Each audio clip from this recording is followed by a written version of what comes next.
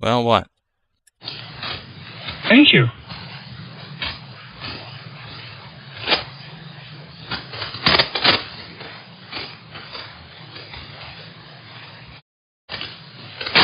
It's been an antenna day today. Yeah, what happened? Well, do you read text or do you just throw them down the toilet?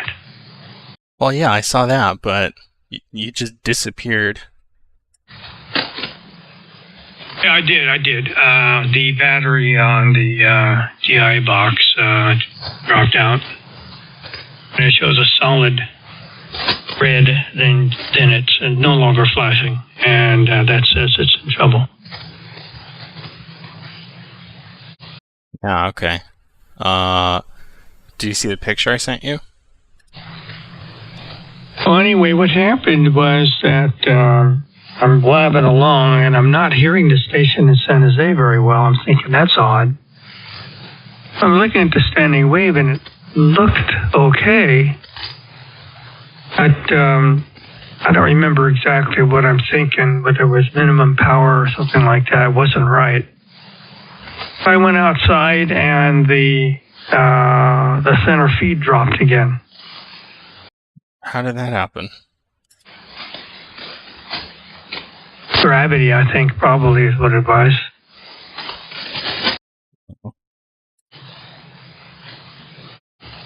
Yeah, things tend to, fall back to earth, you know what I'm saying? And that's, I think, what it was. So it was there on the ground.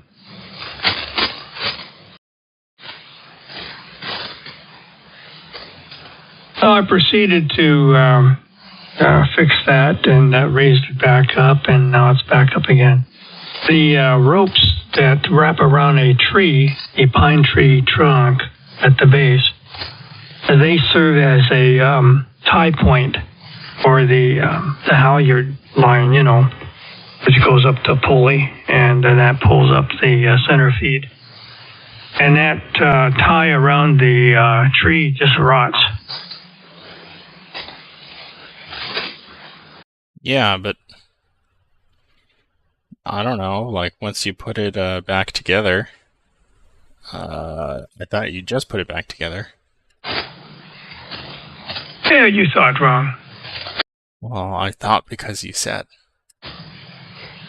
No, you're connecting dots that don't exist. Which you tend to do. WA6BBJ said that. No, I told you that the legs on that is the elements of a 40-meter antenna were both down. It was incredible. The thing would still tune.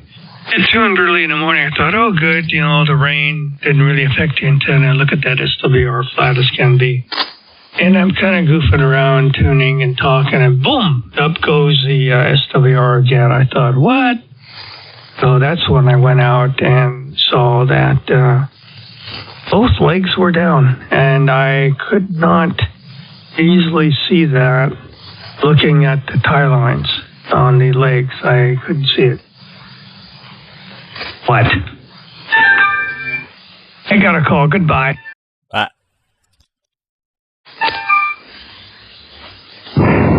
¿Quién no dejan? My rig off. Hold on. La gente está contenta, man.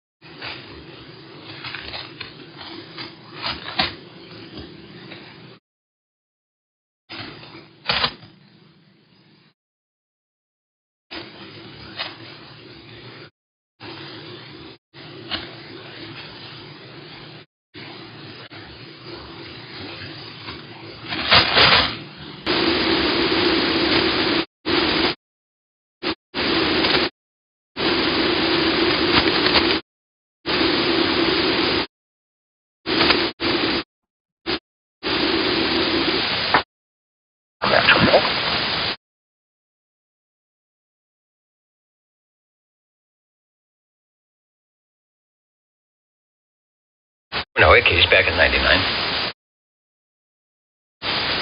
Yeah, bro.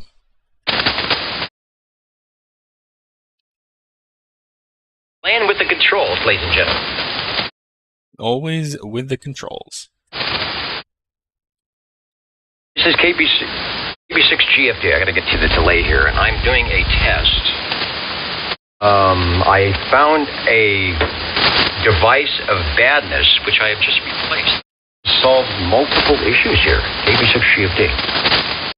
Ooh. Well, nice find.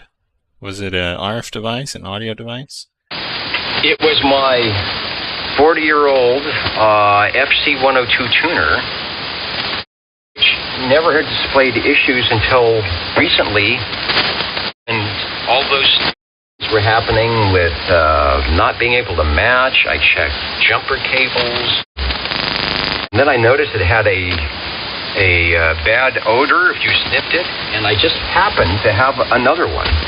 And so I took everything out, replaced everything, and checked the jumpers. And it has fixed a multiple issue on the Saturday night frequency.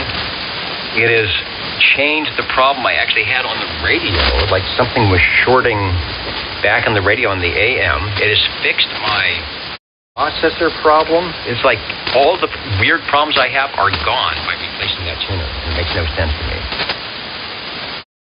Well, that's a great find.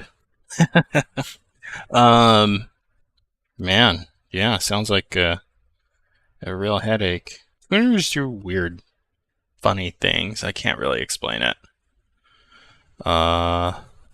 When the MFJ 998 tuner here was having issues, it was just all sorts of weird things. Like, at first I thought it was talking to me and I was hallucinating.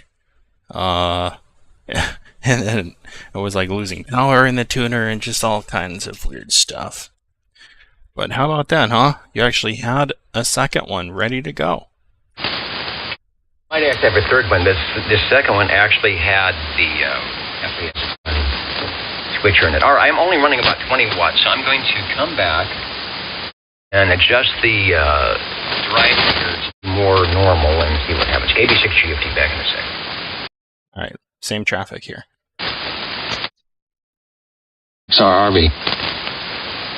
Hey, hello, test radio. Did I come back with a little more flavor? George. How's it going? KJ6LA. I think John's out there and maybe Dennis is out there. Are we intruding on a QSO between Dennis and John? No, go ahead. I kind of jumped in. I'm probably intruding on something, over. I thought I heard you out there, but the signal's not really strong coming in, but I did hear something. I thought I heard John there as well. John is there. Hello, Johnny.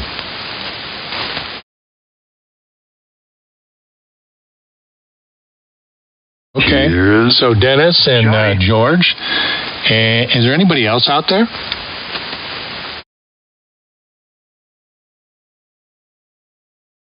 Apparently not.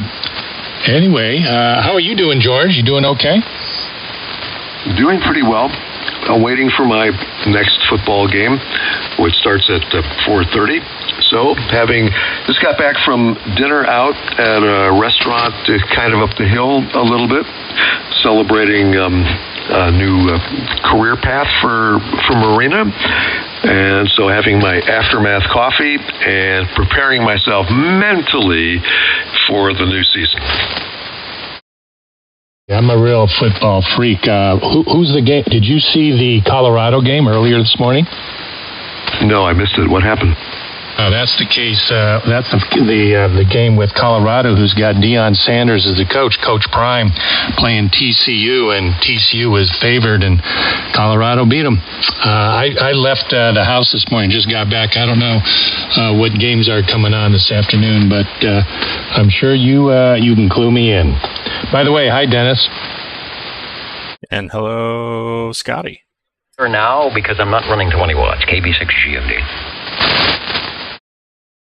Yeah, for some reason, Fresno's just not coming in very strong down here. You picking up Dennis okay, George? I can hear him through Half Moon Bay. I can't hear him that well direct, so I think it's a north-south issue this far. Oh, maybe I still have a problem. You guys are sounding good. You're good here. Hey, John. Hey. Well, Acknowledges you in the radio. It's, hey, nice. Hey. okay. What can I say? Hey, I heard you. What Scott said, you were talking to me? Hey, you talking to me? George, really quick, who's the game you're looking forward to seeing at 4:30 today? Well, my alma mater is University of Illinois, Champaign-Urbana, and so they start their season tonight against Toledo. Now, it's a pretty good team. Toledo, it's not Division I, but it's supposed to be pretty good. But they should be able to handle it. But first season after like decades of tragedy, so you don't expect too much. But hope always comes alive toward this time of the season. Well, college football at the beginning is always really exciting to see kind of develop who's going to be there at the end. So I don't know. It'll be kind of cool. I don't know who's playing this afternoon, and I'm going to check. I won't be on here very long, but tonight I'll be watching games, no doubt about it. And John, I don't know if you're a football guy, but George is. I am. Are you a football guy in college or not? Not really. No.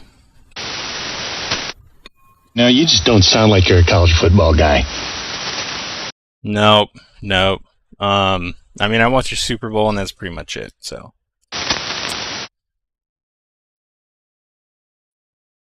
Still thinking, you talking to me?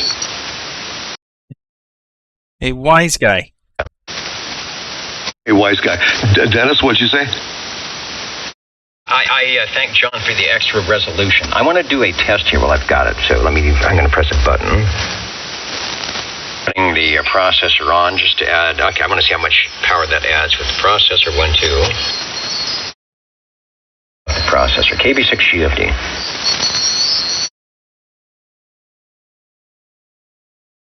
Yeah, if you can't hear someone, just pull it up here.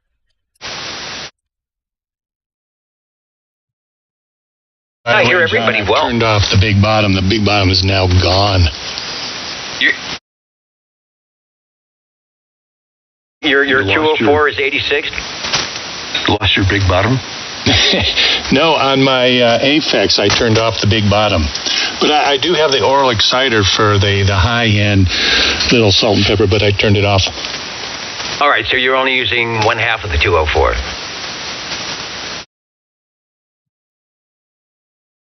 Question I have is, why does a audio processor have to use such sexually provocative terms? Selling to men, over. Yeah, I like to think of it as more suggestive. Suggestive as opposed to provocative? That's it. Often when you're selling to men. That may be true.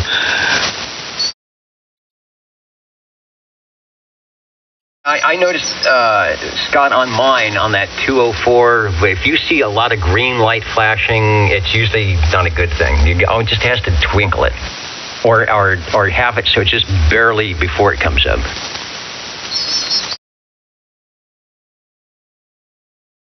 I think Scotty's trying to, at least for me, I feel like there's kind of a lot in the mids, and it may need the EQ to get balanced a little. I don't know.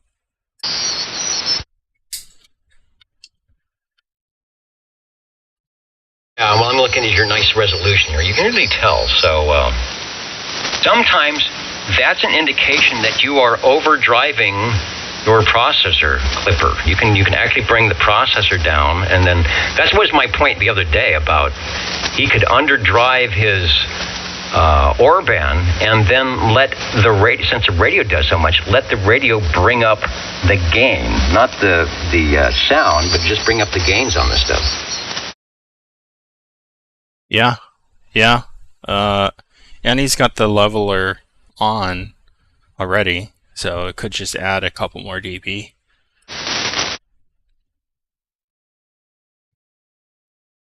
I like that idea. What did I miss here? Oh. God, I do just the opposite because I'm not running, I'm running the analog.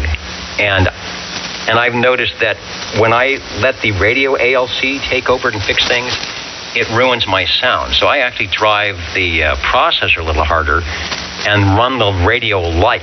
So with the ANAN, I think you can do just the opposite. Yeah, so Scotty, we were saying, Dennis was saying that the kind of mids getting pushed could be the processor getting overdriven a little bit, and there is a suggestion to like back that off and then maybe compensate by adding a little more gain in the radio, since it's capable of adding quite a lot of clean gain, and it's got a bunch of smarts in it. So back off on the Optimod and increase the gain in the ANAN? Yeah, I would back off on the Optimod and then add more dB on the leveler until the leveler is hitting 0, and then let's hear how that sounds. Wait a minute, I'm not sure I know how to do that on the Optimod. I have to get to the instruction manual, figure out how to do that. What component of the Optimod would I have to cut a little bit? Are you talking about not my multiband compression component or the limiter? You're talking about the gain input, I take it, the gain input of the Optimod, which is at about a negative 15 dB. I'll jump in. I don't have the Optimod, but on the Wheatstone, the limiters are near the end of the processing here. There's lookalike limiters and stuff, and there's the multiband limiter and the multiband compressors. But the multiband limiter on mine is after the compressors, and that's where I find the drive on that. Once you get to a certain point, it will start giving you a little bit of harshness. So you might be able to play with if you have I know it's a totally different animal, but if you have a drive on the multiband limiters, or you have a knee control, soft or hard, you might be able to take your knee into the soft mode if it's not, or you just back down the drive like a dB, half a dB, 2 dB. So you're just going to make one control that way, so that you're not. So if you've got everything balanced, but you're actually pushing a little bit hard, and the mids are saying, okay, we'll get a little harsh. You bring it back down so the sound is good, and then, like John said, you let the radio figure out how to bring your gains back up to level everything out. But again, you don't sound bad at all, and we're being super critical. But when you get to that rabbit hole, you want to be super critical. Yeah, you're right, Dennis. The two rightmost meters on my Optimod are my output percentage in modulation, and I get out maximum. My peak's about 100% on average, about 85 to 90 on average. And so, that works just fine. And my input dB is right around negative 18, negative 15. And I got everything according to the manual setup, and then of course I also checked it out with Orban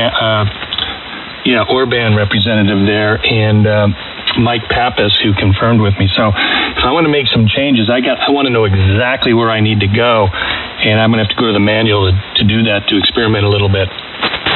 All right, KB6GFT, it sounds like your Optimod is very similar to what we have at the station with the metering control, where you have your input on the left side, your output on the right side, and then you probably have some multi-limiter compression. You should have, is there one called loudness or BS1440? It's near the output side, but there's like two other meters that work with loudness. I don't see that. My meters, I got an input meter, I got an AGC meter, I got my gain reduction meters. and I got the limiter, and I got my output percentage meters. That's what I got in the face here. Okay, there may be a way to do it. We have an extra meter that works with loudness, and you can usually see it at 0, and you push it, and then your input meters.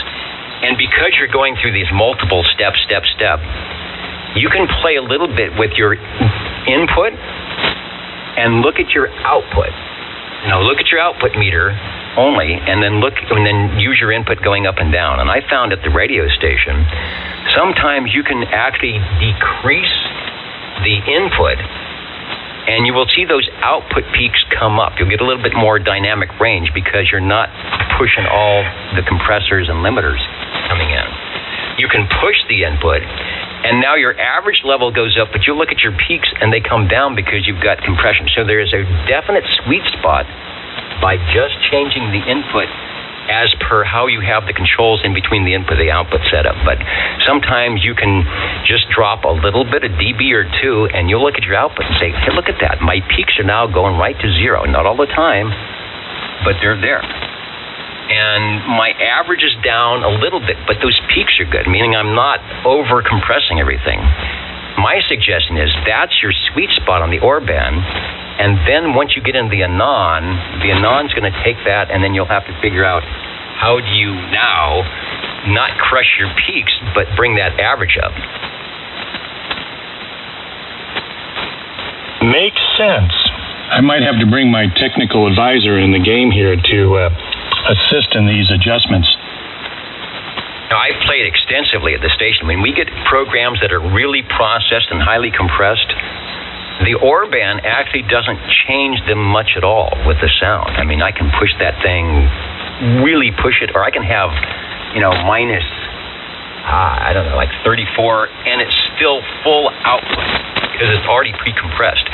If we're doing a live show with the microphones, then I've got to do a little pre-processing, and it will really make a difference between the levels coming in and out. The Orban will make a big difference. So it is just super complex as to what you're doing on the input.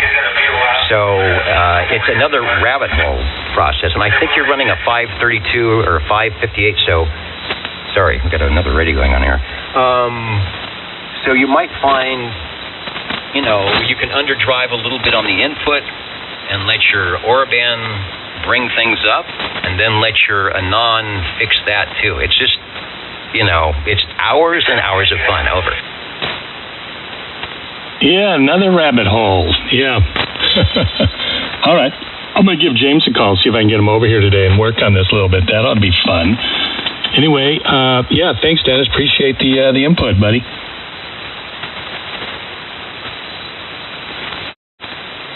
Yeah. There's also the possibility of not touching anything at all there, and just trying to polish it a little bit in the Anan. You might be able to do that too. All for that. Hey, the less I gotta push and less I gotta turn and twist, the better. Well, what are you doing? You want to work on that a little bit? With the Anan? Yeah. Yeah, I tell you what I do. Let me run in. I got to take care of a couple things, and I'll be back in a few minutes, and we can play twist and turn. Or we can go to another frequency so we don't tie it up. But that'd be great. Yeah, okay. Yeah, we could do that. Can jump in and see the screen, and then we can poke at it a little bit. Got on your Pultec, is it just for low frequencies, or does it adjust the mids and the highs as well? Oh, I can do mids, highs, and I have a Pultec for the low and the high, and I have one for the mids as well. All right, because that's another easy. That's a thing that's easy to adjust. And if I want to get really fancy, I can bring in my 528E that I use strictly for noise gate. I can bring that in and adjust certain EQ frequencies as well. Yeah, that's what I ended up doing with my Dominator, which is after, I know it's counterintuitive, but it's after the processor, the multiband processor. and it's got 1.7 or 1700 hertz and 4500 hertz adjustments, and I find just a little tweak on that occasionally will help. If I'm down in the noise, I can push the 1.7, which typically wouldn't sound good at rag shoe, but sounds better on if you're in the noise. And it's just a really easy one knob adjustment, so you're not, like John said, going in and playing with 17 different controls. Simple is better. All right, I'll be back a little bit, John. We can take care of that N6R RV. Alrighty.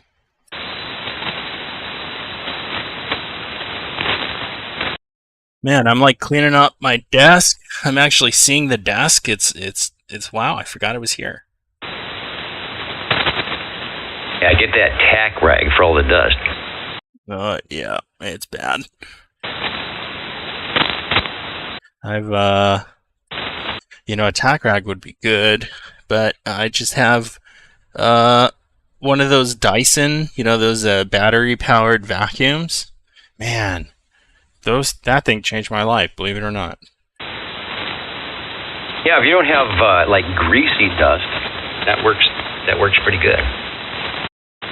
Yeah, but no cord on the vacuum. Pick it up. It's got the beater brush.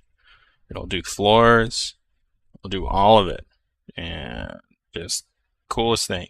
So it's a hand unit? I mean, we've got a Dyson trackball thing at the station. That thing is a monster.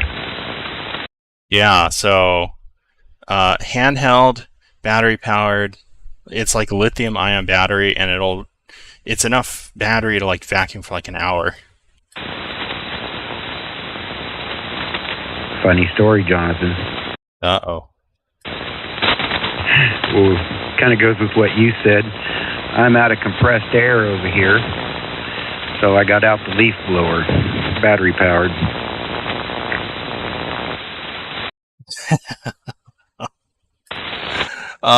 Yeah. It's my leaf blower is a 60-volt battery unit. That thing is insane. DeWalt? Yeah, DeWalt. Yeah, I got the same thing. It's kind of nice. Oh, it's great. We live on almost an acre here in Oakland, and there's just vegetation everywhere. So, like, having the FlexVolt string trimmer, which is also can be a hedge trimmer, and then the leaf blower really, really helps. I do not have the QOD break, please. I have the Sawzall. I have the circular saw. Got the leaf blower. I'm going to get the bandsaw next. Anyway, I just wanted to bring that up. N0JUK. Yeah. There's a break, I think. Yes, there was. Thank you so much for that. This is Kilo Bravo 7, Quebec, Oscar Delta. I've got a brand spanking new radio. I mean, literally, it's 15 minutes out of the box, and I just got the power hooked up and one antenna hooked up to this. And I just wanted a radio check real quick. Can you guys hear me? Apparently you can. Yeah, KB7Q question. Let me know on the next. This is Kilo November 6 Tango Yankee Fox. Your Q5. You're moderately strong. I give you a 5x7 here into the San Francisco Bay Area. Name's John. Come back to me. Let me know radio, antenna, and the call. Yeah, go ahead. Awesome. Thank you for picking me up. I've got you on this brand spanking new radio. I got you 10 over 9, and I'm in Reno, Nevada. And my call is Kilo Bravo 7, Quebec, Oscar Delta.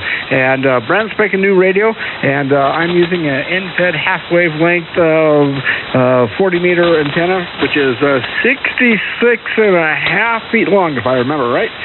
But I just got this hooked up today. So thanks for the call back, and I will let you guys continue to rag chew. Anyway, KB7QOD here. Yeah, go Rich. I'm wondering if he's running a chameleon antenna. Is that a chameleon? Oh, no, I hand-built this one. I've got the chameleon mag loop inside because it's raining here in Nevada. Oh yeah, real good, real good. And what kind of radio is it, man? Well, since I only buy one every 30 years, and this is my second one I've purchased, it is a ICOM 7610, so brand spanking new to me. Oh yeah, that's a great radio. You're gonna love it. Good waterfall, good pan adapter, good audio. It's hard to go wrong with that.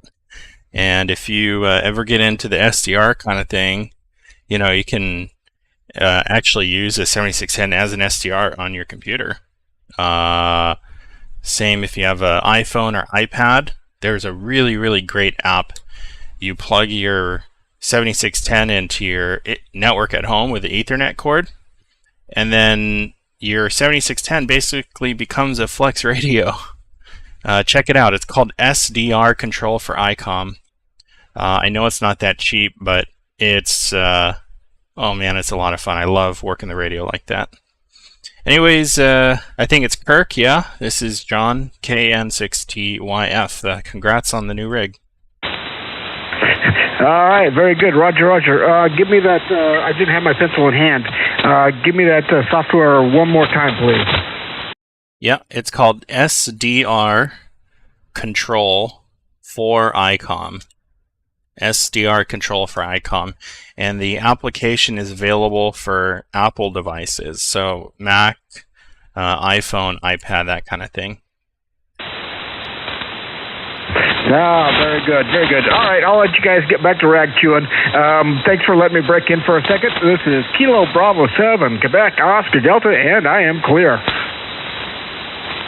All right, come back anytime. 7-3. 7-3. I have a question for the Oakland Hill station. Answer for the Frez Yes station.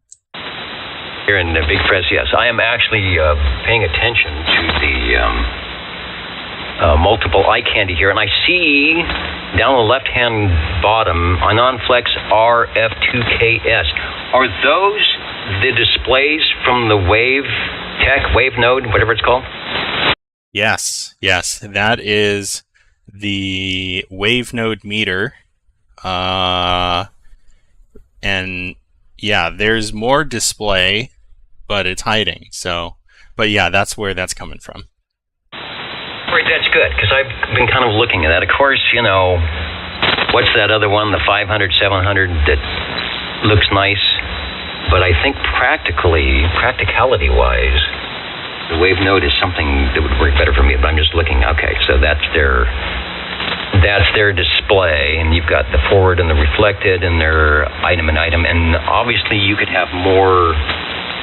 I think they said they have more, what do they call it, couplers, do other things, but you've got your driver output and amp output, which is sort of how I do it here with my Kenwood 2000 meter, but of course, you know, it doesn't have all the other stuff with it.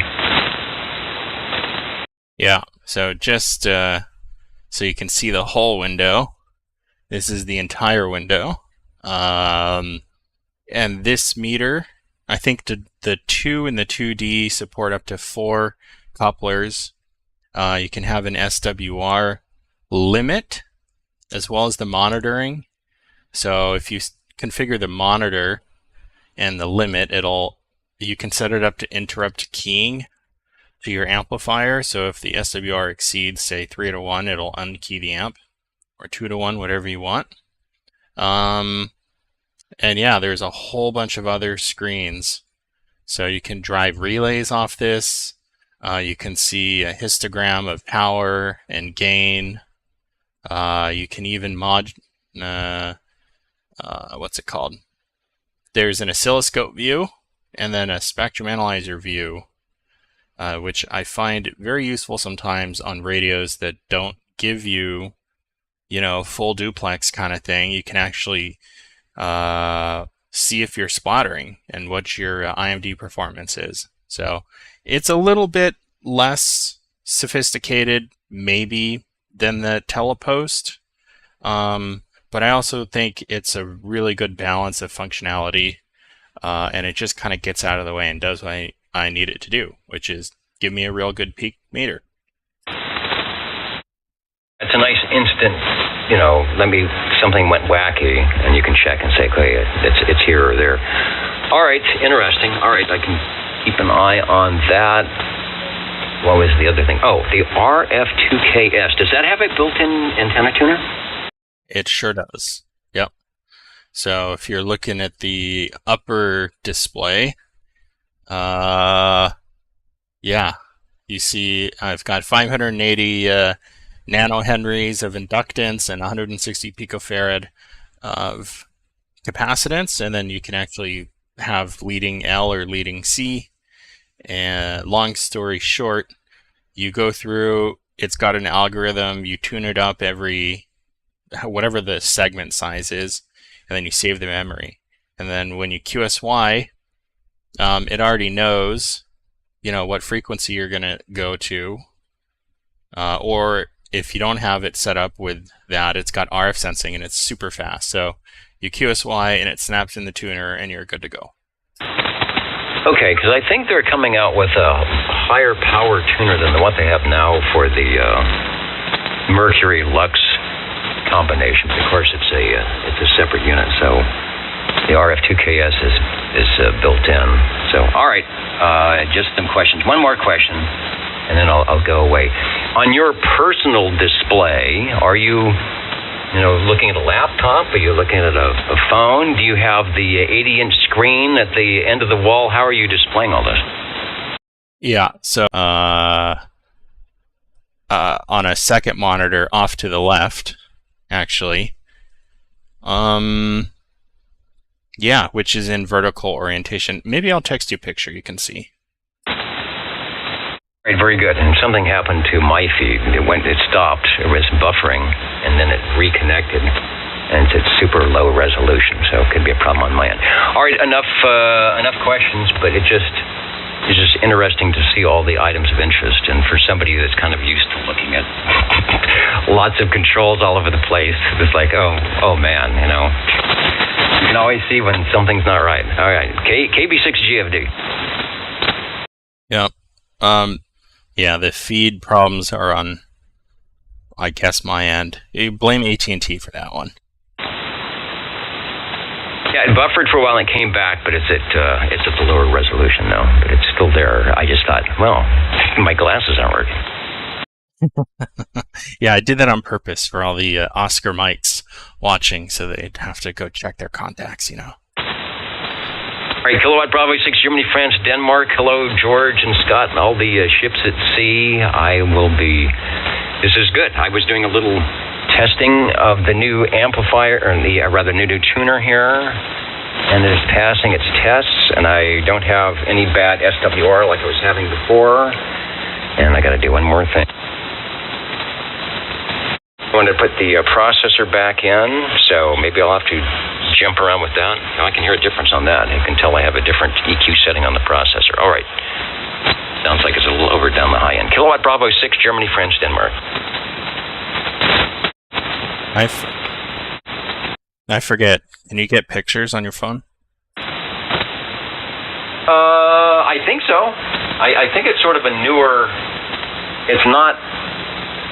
Like my brother keeps saying, why don't you have something 11 or whatever? No, yeah, I can get pictures. All right.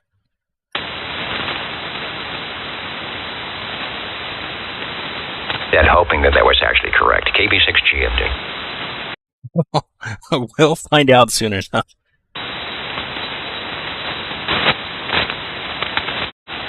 Speaking of leaf blowers, I'm going to go get the vacuum. We'll clean up this mess a little bit. KN6TYF.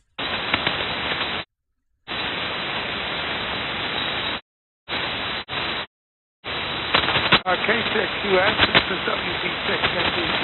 You copy? There is a station in there. You're quite light here in San Francisco. This is Kilo Norway 6 Tango Yankee Fox, over. Tango Yankee Fox, this is Whiskey Bravo 6 Mike Victor Tango in Petaluma, over. Okay, yeah, copy. Whiskey Bravo 6 Mike Victor Tango in Petaluma. I think we spoke the other day, maybe. Your Q5 here, but quite weak, maybe 5 and 3. Name is John, and you are getting out, yeah. Yeah, John, I copy all of that. You're a nice strong signal up here. We're testing. We're going to be doing an exercise a week from today, and the scenario is that there is no power for repeaters. So we're going to do crossband repeat and HF on NVIS. And at the moment, I'm talking to you on a screwdriver antenna. Great. If anything... It's about 3 feet off the ground, pointing north. Over. Okay, yeah. Well, readable, not strong. Let me check the noise here. Noise here is S4 with static crashes to 6, and you're just maybe 1.5 above that. Yeah, you're about a 20 over here. And I have a long wire that I have set up, and I haven't done it in such a long time I forgot how to use the MSJ tuner. So a friend of mine and I were trying to do that on over the phone, and going to work on that some more this week. Yeah, cool. Well, I'll listen out for the exercise, and nice hearing you in there. I'm running a fan dipole about 40 feet up here in the Oakland Hills, and we're doing legal limit power. Yeah, just about legal limit. So yeah, it's working well. 40 is kind of tough sometimes, real close in the Bay Area, but hey, it's working. Yeah, the difficulty I have with 40 is on Wednesday morning at 10 o'clock. The California OES has a California net. I represent Sonoma County, and I'm running at that time I'm running 10:30, and the rest of California is fine. But when Patton State Hospital down south, I never get very good signal reports, and I'm running at this point. I'm running Wednesdays. I'm running a dipole. Up about 40 feet, slightly inverted, but not quite. And it's been working fine, but it's not as good as I would like it to be. Yeah, well, it's probably the best it's gonna get. All right, I'm gonna take a standby here. Nice hearing you this afternoon. This is KN6TYF73 for now. Bravo 6, Mike Victor Tango, thanks for coming back. 7-3, Jonathan, and Julia. 0, JUK. 6, Lima Alpha, Coronado Hills. Yeah, hey guys, I'll be right back. I just gotta grab the vacuum. When you're finished, if you want to come down here, we got some things to clean up too.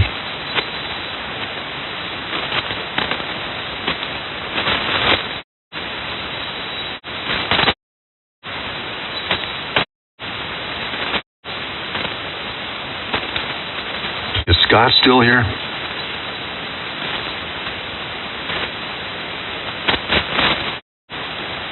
This is Mike Victor Tango. Were you trying to talk to me? Over. Negative. Very good. Thank you. WB6WD.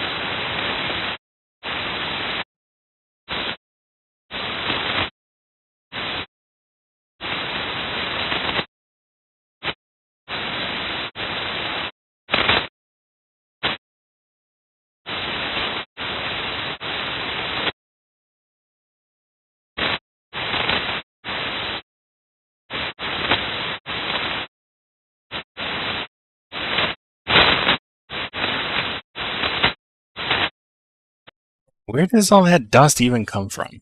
Who knows? Comes from outer space. Yeah, actually, I don't think I want the answer to that question, so. Now, don't ask the question where the dust has been, because you won't be happy with the answer. Here. And hello, George. How's your Saturday going? Oh, it's going pretty good. In fact, it was funny. I jumped in just a few moments ago when you were, I think, signing out with some gentleman. I had fallen asleep about a half hour ago, and I was sitting here, had my cell phone in my hand, had a cup of coffee next to me. Was just one of those days. And so I was snoozing for like a half hour, and I woke up and I thought, where's Scott? Where's Scott? So fell asleep, mouth open, coffee in the cup. Nice. It was great. It was just fantastic. I didn't get enough sleep last night. I got about 5 hours. So it's after like 3 nights in a row with 4 and 5 hours. So I'm just kind of on the sleepy side. But I still wonder, last time I was conscious, Scott was talking with people, and then I think he's gone. So back to that dust. Yeah, he disappeared. He went to do something, and then we were gonna do a remote session, maybe, instead of fussing with the Orban or whatever the processor is. Just touch it up in Thetis a little bit, easy peasy, lemon squeezy. Sounds good. There's a guy on the, where is he? Someplace on YouTube who says that all the time. He teaches a class on statistics. He's from the UK, and he says the exact same thing. You guys aren't related, are you? Well, my uncle is a limey, so maybe. What's your limey uncle's name? Tony Harpham. Nope, not him. Well, it was worth a shot. You just never know. I mean, there's a person I work with at DMH who has a similar kind of an aversion to cilantro. I mean, when I eat cilantro, it's like I've just swallowed a rusty file. That's the best way I can describe it. And there actually is a genetic basis for that. And so when I talk to she's my supervisor's supervisor, I mentioned to her that, you and we're really related. We're cousins. Yeah, I don't get cilantro. I supposedly don't have the genetic marker for the soapy cilantro gene, but I don't know, it just tastes green to me. It tastes green? That is what I said. Yep, it just tastes like green. Green. Okay, well, people have all different kinds of tastes, experiences, and that's what makes us unique and human. Yeah, I don't know. It's not soapy, but I don't really get much flavor out of it. It's not pleasant, so I'll pass. Yeah, I understand. Well, I have a very distinct experience of cilantro. I mean, literally rusty file. I can't think of a better way to describe my taste experience. I can't see why anybody would like that stuff, but I know people do because they're human. Yeah, my wife says to her that it's like a little bit peppery. Which is, I've never gotten that while eating it, but hey, to each your own. Yep, I guess so. It's so interesting you have the flavor of green. So, hey, don't eat cilantro. You don't want to have that stuff floating around your sensations. I don't know how else to describe it. It's like, I don't know. Like, lettuce doesn't taste like green lettuce, tastes like lettuce. Like, there's some flavor. I guess for me, the cilantro is like, it's like a little bit bitter, and it just tastes way too healthy. Like, I'll eat kale, that's fine. Cilantro is just, eh. Maybe rusty nail is a good description. Just kind of metallic-y and irony, not pleasurable. Yeah, see now you're in my domain. See, that's kind of it, kind of rusty, irony, metallic. That's exactly what I experience. You know, it's interesting. You mentioned green. Do you like beets? No. Okay. I would not have guessed, but I could see where that's a possible correlation. If green is bad to you, beets kind of taste to me like warm earth. Yeah, I could see that. They're not terrible. I just don't seek them out. Every once in a while, the wife will like make some roasted veggies, and sometimes we'll throw some beets in there, along with maybe like some carrots and potato, and that's okay. I'll eat that. But you know, your taste perception definitely changes like as you age. When I was much younger, like I didn't like tomatoes, I didn't like mushrooms. I still don't like mushrooms, although I suspect that's more a psychological thing than like actually not liking them.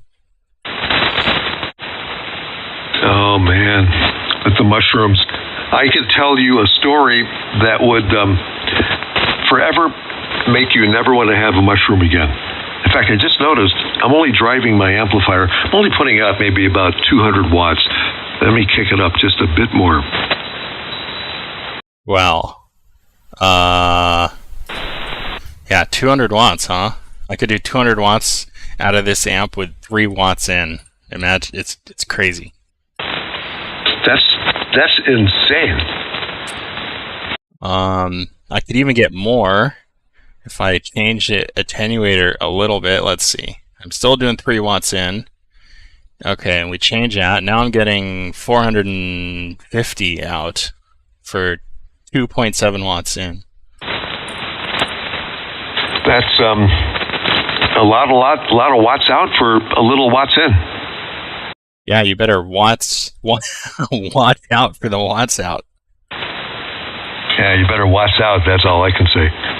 Interesting. Very, very good. Well, you sound great. Yeah. So if you don't like mushrooms, I could have a story for your wife if she does. If you want to bring her around to the negative side of mushrooms, I could help with that. But you know, I don't mind them now, but I had a very definite anti-mushroom period. In fact, when I was growing up, I liked lettuce. It was okay. Peas and corn were fine, but wasn't a big favorite of vegetables and that sort of thing. But now, boy, big change.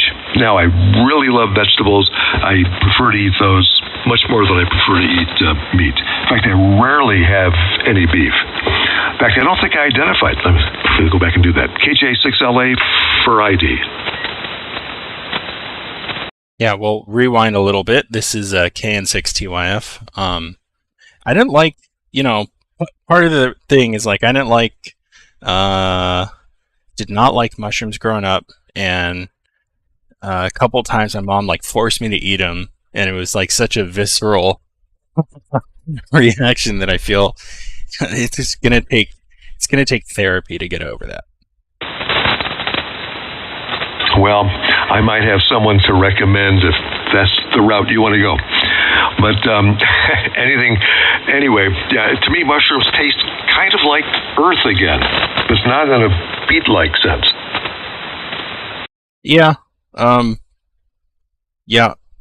I actually don't mind mushrooms terribly anymore, like the Miyazaki ones, or the enoki mushrooms, like you might get in ramen. For me, it is texture related. So, like slimy, I can't do slimy.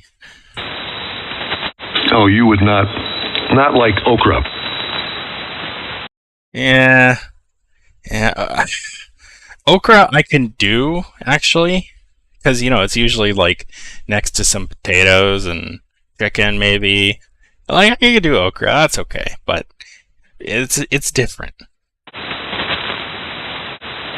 It's, fungus. It is the fungus among us, yeah. So that's the other side. That's the other side of it. I just think of where those mushrooms came from, which, on one hand, is cool. They're like nature's recyclers, but that's not something I want to eat. I don't know. Yeah, I totally agree.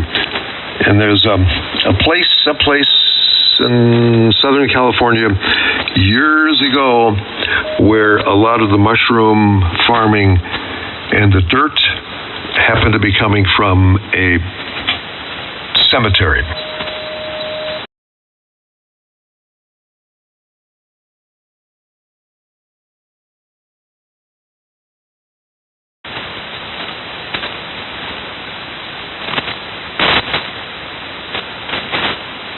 Was this a Stephen King moment?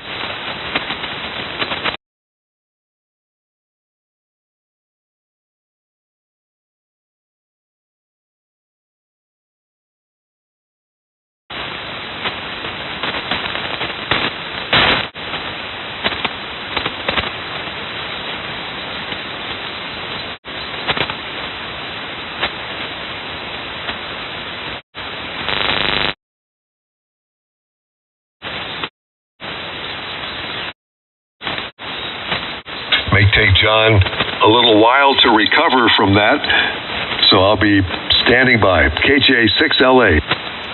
Oh, sorry, I was talking.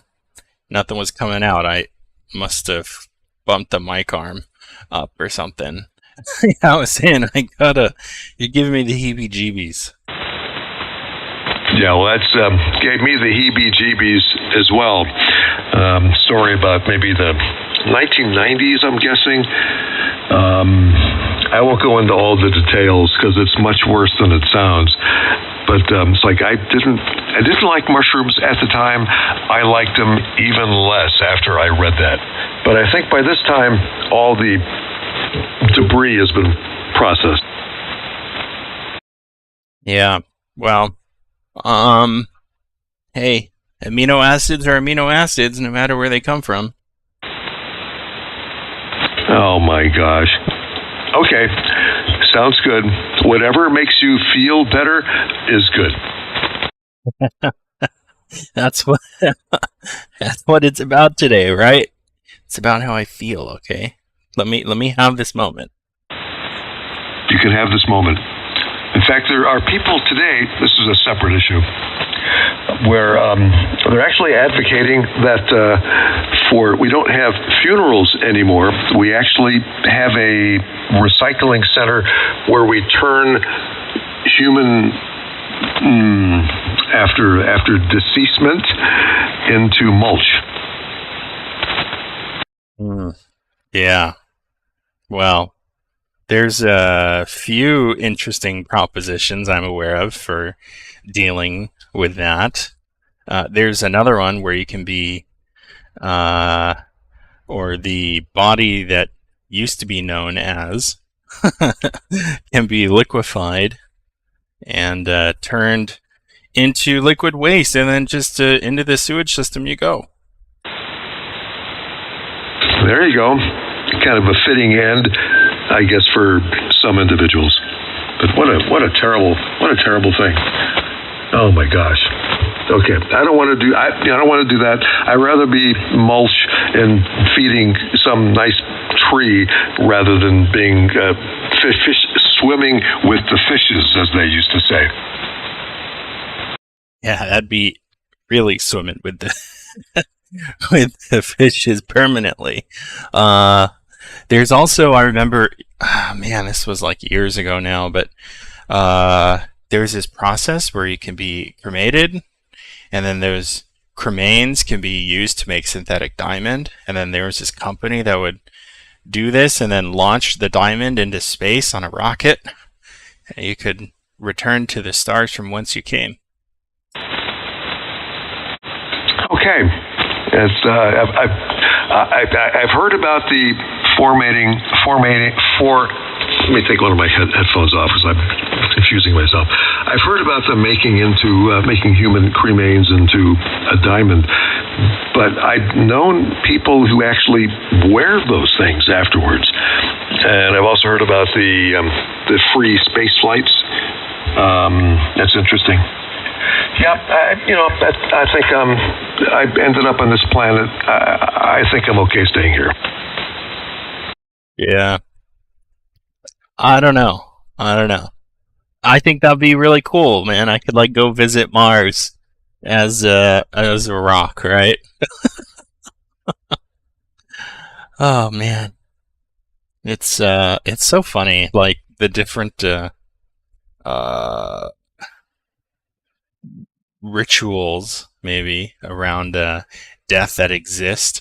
Somebody brought up the other day like a tribe, a tribe somewhere. Oh, it might have been Randy, in the middle of nowhere that hasn't had any contact with, humankind or humanity, and their rituals around death. Anyways, it was just kind of fun to think about.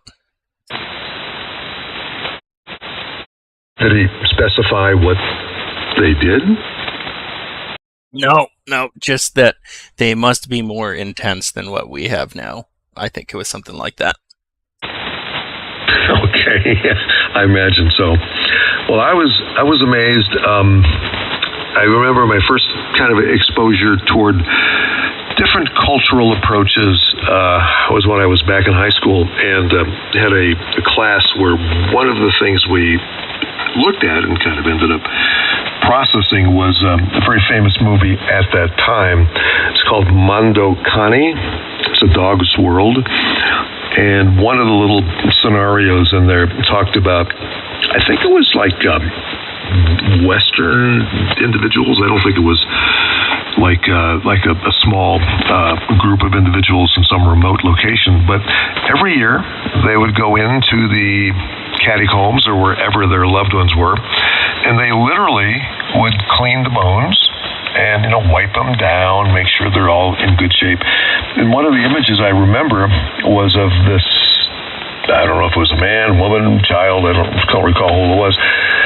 They had a skull between their legs, and they had a rag between both eyes, and kind of going back and forth, getting them shined up really nice and pretty. It's like, wow, that's not what our family does. Yeah, it makes me think of Dia de los Muertos a little bit. Yeah, Western culture is an interesting one. In Chinese culture and East Asian culture, like when someone dies, you bury them with money and objects for the next life. It's just different beliefs, So would they bury you with a ham radio? Maybe. Probably lots of fake paper money though, and maybe some alcohol. I don't drink, but that seems to be the theme in Chinese burials. Now wait a minute. They give you fake money? Yeah. So it's like money that's going to be transported to the afterlife, and it's called Joss money. And it looks like cash, but it's fake. Something about going into the spirit world or something. That's interesting. So they give you money to the spirit world that really is of no value whatsoever in this world, but how do they know that it has any value in the next? Your question is as good as my answer. Okay. Wow. So interesting. And there was another call. This is a more remote. Last thing I'm going to say, I don't want to, anyone who's on the frequency, any SWLs, I don't want to freak them out as we talk about this conversation. But there was a culture, and I think it was somewhere, could be totally wrong, South Pacific, could be South America. I really don't know where it was. But every year, it's kind of like the other one a little bit, but they do a very elaborate preservation efforts on their loved ones. And every year, they bring them out and they, have them around the family, have a picnic together, and then put them back where they were. And that just sounds kind of, again, not my family experience. KJ6LE. Yeah, KN62IF. Apparently, in Taiwan alone, annual revenue that temples received from producing JOS money, JOS paper, was over $400 million a year in Taiwan alone. So the fake paper money is big business. Now, that's got me thinking, John. Maybe with a good enough printer, we could make better looking JOS money that's worth more than the stuff that they're sending their loved ones to the next life with. Yeah, I like the idea. Let's do it. It's called JOS 2. JOS 2. And for the alphabet agencies that are listening, this is not an admission of guilt. And because the money really has no value in this life, there's no danger of counterfeiting anything because it's not worth anything. It's just paper. Yep. Yeah, it's funny. Like, people literally show up with stacks, like what would be hundreds, $100,000 equivalent, and you just burn it. Oh my gosh! How about we come up with a JOS coin that's kind of made like they were thinking about doing with the Bitcoin. We'll come up with $1 billion coin, and for these rituals. I like that. 66 AD. 266 AD. Okay. So it's probably about time for a new currency. We can tell them that there's a new currency generator in the world or in town. And yeah, that's interesting. Yeah, thanks for the link. I'm looking at it now. Looks really interesting. Yeah, there's the JOS has to get hip to the current crypto mania. So, probably on brand. Can we call it the Unicoin? Can we call it what? The Unicoin. Unicoin. Unicoin? Roger. Copy. Great idea. So we'll make you Vice President of Sales, KJ6LE. No, Chief Marketing Officer.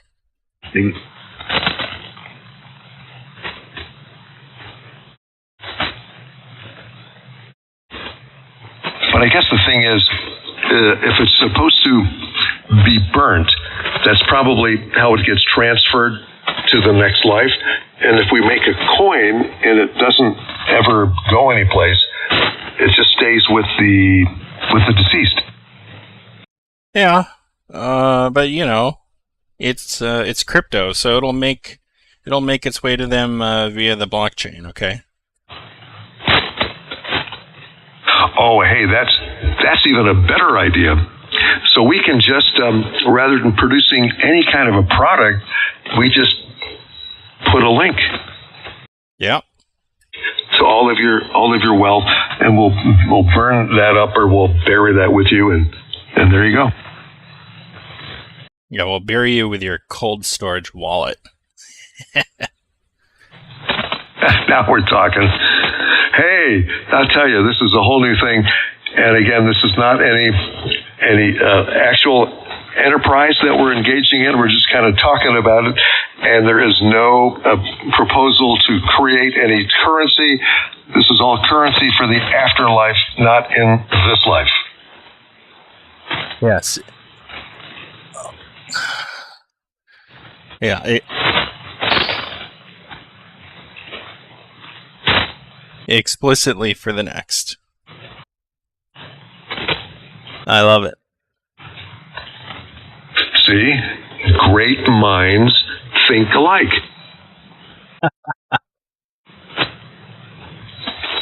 You're going to get me in trouble, man. Well, I'm just trying to find ways to get you, help you to get the financing to get your amplifier going. Oh, yeah. Well, I kind of took a detour, you know. I got this RF kit. But it's been good to get some inspiration or something, you know, because I just really, you know, you can look at pictures and pictures are okay, but it's hard to actually conceptualize for me a little bit without actually seeing something. So that's been nice to have here. Oh, I imagine so. Makes a difference when you have something more concrete, some kind of visualization to kind of build your thoughts around. So totally agree. But I think it's going to be a great project. Time. Look forward to, again, being another guinea pig in the process. Yeah, actually, I was kind of talking about that earlier today. We were, I think it's Eric, who is running, what's it called? An Orion board out of an ANAN. So without the PA and the IO and everything, just the Orion SDR card. So kind of like a Hermes, but, you know, ripped out of an ANAN. And he's got a water-cooled LDMOS amp, but instead of using fans and a radiator and everything being self-contained, he just has a lot of water. So it has ability to soak up a lot of heat, and then there's no cooling other than passive evaporation. But it was fun to talk about and kind of think through how, you know, how you might put that together. Does he have like a garden hose hooked up to his amplifier? Basically, just a big old steel tank full of water. Oh my goodness! I don't think I want to go with that. We have too many concerns about leakage around the house and damage to the floors. But if we could do it with a different process, that would be great. But very interesting, very creative. Yeah. See, I want to do one self-contained. It wouldn't be very much fluid, actually, just enough to fill the block and the radiator. So maybe a liter tops, and it would be, you know, good a coolant. But part of the problem doing that is it has to be sterile, right? And even if it's sterile, sometimes the cooling parts aren't, and you get some algae or some gunk growing in there. Like it's happened to my water cooling loop on my pack together, and it's kind of a pain in the neck. Comment. Yeah, you don't want to be doing that. That's a consequence of too much dust. Yeah, go comment. 100-gallon fish tank would be perfect for cooling your radio. K6JR. JUK with a comment. Yeah, go ahead. Yeah, that's Legionnaire territory. You know that's how they cool the data centers, with cooling towers and liquid, right? Yep. That was my comment. N0 JUK. Yeah, I've seen some of the bigger data centers that are like, less rental space and more just like consumed by a single company. I've seen some of them move towards immersion cooling now, where all of the servers and everything, they're actually immersed in a dielectric fluid that doesn't doesn't have any electrical conductivity, so it's actually totally fine to be right on the chips and the circuit boards and everything. They just put the whole server in a giant bath, basically, and this fluid is able to absorb heat quickly and transfer it, through a heat exchanger or whatever. Yep. And until we get a proven superconductor, we'll keep doing it that way. Yeah. But yeah, I just thought that was kind of cool because the density of the chips has gotten so high that it can be hard these days. Like if you really have a, really full rack that's stuffed to the gills, you might have in each blade 1U server, which is only, maybe, how much is 1U? I don't know, 1.5 inches, maybe 2 inches tall. In that one server, it can have, 2 processors, maybe 4 processors, each one 256 cores a piece. And that one server could be consuming 2.5 kilowatts. And you think of an entire rack might be 48 or 56U. The power consumption for a single rack can be pretty pretty substantial.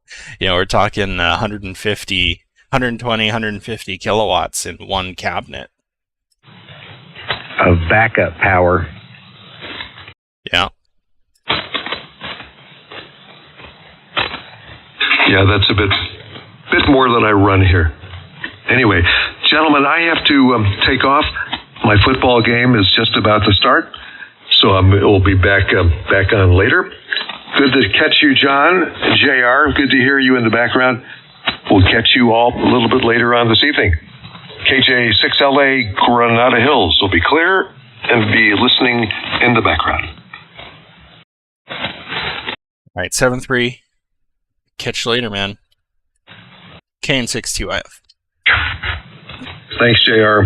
We'll catch you later. I love the "it tastes green" comment. It was "she who must be obeyed" was out here and heard that. Kind of got a chuckle out of it and ran away.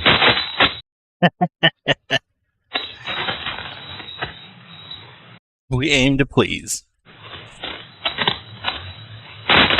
Think clock on the wall. It's time for dinner. I'm going to get out of here. Catch up with you guys later. 7-3 for now. K6JR. All right, sayonara. I found another box of stuff, Jonathan.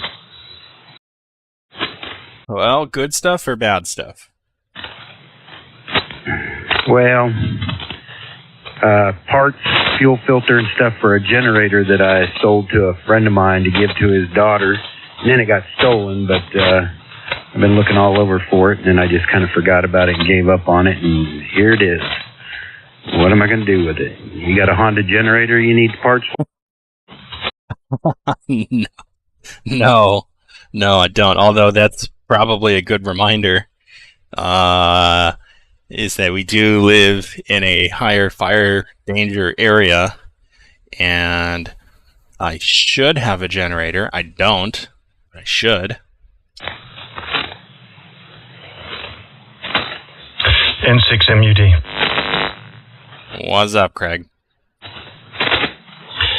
What's going on, John? So today I spent some time experimenting with my antenna tuner in this RF2KS, and I got to tell you, man, I finally got it all working. So now it's point and click on 20, 40, 15, 10, 17. I don't have to. You what?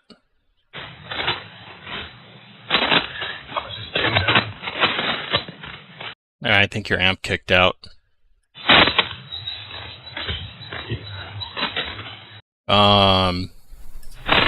So you figure that out. I just remembered, actually. I got this segment map of for the RF2K thing, and that really, really helps when you're going through to set up the tuner.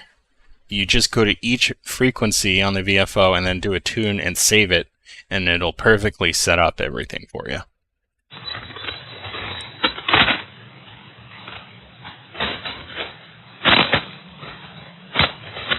Hello, radio. NA1A. Hey, Duke.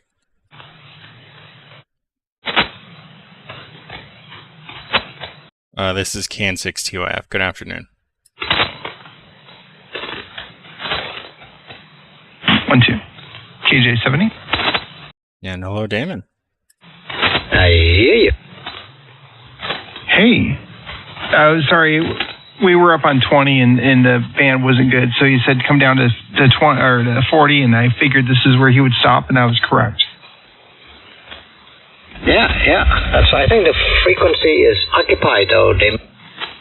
It is. We can go. Let me look up a little bit. We can go down to 190. Let me. Someone's there. Let's go up to 205. Okay, 205 it is. NA1A. Sorry, guys. KJ70. Catch you later.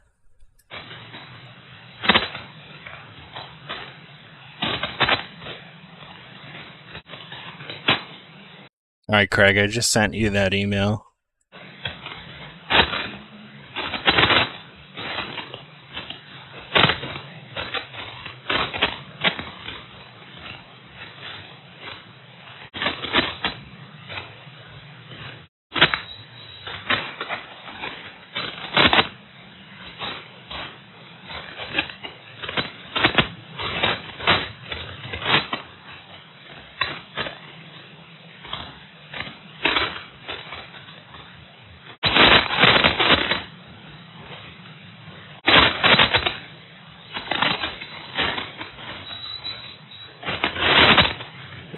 This is KN6TYF.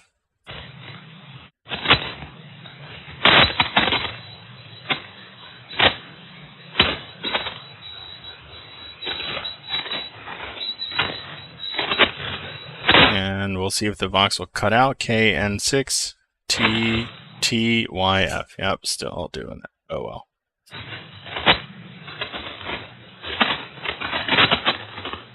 You made it this far. Yep.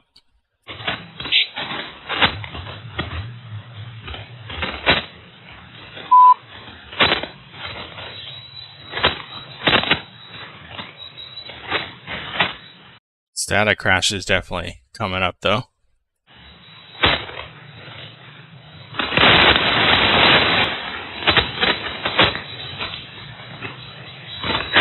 Yes, I can hear them, but the band scope looks a lot cleaner than it was earlier.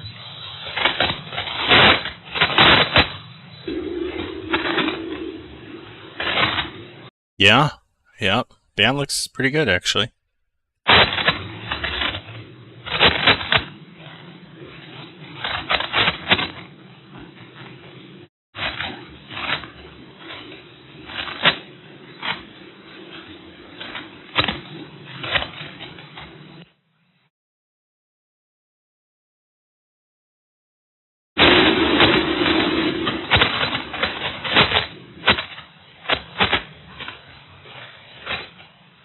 Yeah, signals look good too.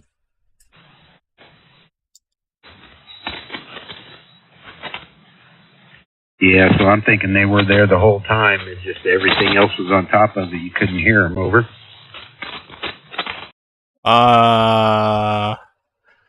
Maybe. Could be the propagation just wasn't there.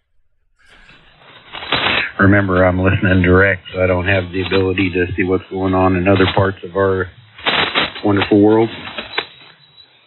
Yeah. You know, on the 7300, they have kind of scroll mode, or it's not scroll mode. I don't know, something where like instead of having the waterfall locked or the VFO locked to the center, you can like move the VFO around the waterfall. Yeah, I forget what they call it, but that's the mode I'm in. Yep, that's the best mode.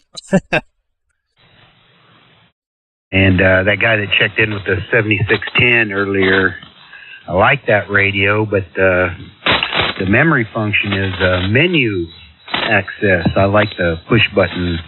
I got a couple different frequencies in memory I use for propagation, so before I get at it, I kind of click over there, listen to WWV and a couple of AM stations and the Canadian propagation and all that. So that's a function I like of the 7300.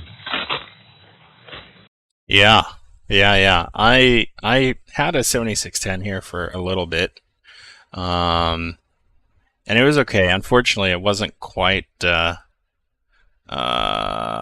I was hoping it would be like two 7300s squished together, but it was not quite that. I kind of I tried one out, and I've come across the same thing. I'd actually rather have two 7300s than a 7610, and that's why I run the setup I run with the PTRX. Yep. It's a good setup. It really is.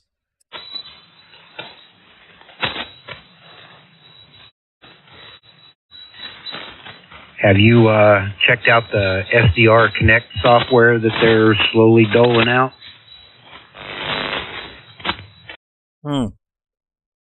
From SDR Play, I have not yet, although it's definitely on my list of stuff to do. Okay, so the two main software that I use is Uno and the SDR console from Simon Brown, and this is kind of a blend between the two of them now. They kind of turned it out with a bunch of options they're talking about, missing from it, but I'm hopeful. Yeah. I'll try to download it. When I tried to download it before, it just wouldn't work at all. And they had some stupid CAPTCHA that, like, I don't know. I run a fair amount of, like, security here. Yeah, it's still giving me that error. See, Google reCAPTCHA has flagged my IP as having reputational problem, and it's because I'm blocking all their crap. And they don't like that I block their stuff. I had the same problem, so I've got a little Linux box that downloaded it fine. And then I finally got it on my Windows stuff. I don't do too much Apple stuff. I'm just not that kind of guy. Over. Yeah, copy. It's pretty similar story here. I mean, I have a Mac. Actually, I have two, but they don't really ever get used. I should probably sell them. They could probably do good things for other people. Pretty much Windows and Linux here is daily drivers. God. Yeah. Actually, my portable machine is an iPad Pro, actually, which has been kind of interesting, because it's very lightweight, and even with a Bluetooth keyboard or something, it makes a real nice small little package, and I can pretty much do almost everything that I need to do, except for maybe, I don't know, stuff that I need like a local program installed to do. That gets a little difficult, but just remote desktop back to my desktop if I need. That's where I'm lacking, is the remote. Everything I try seems to work against me.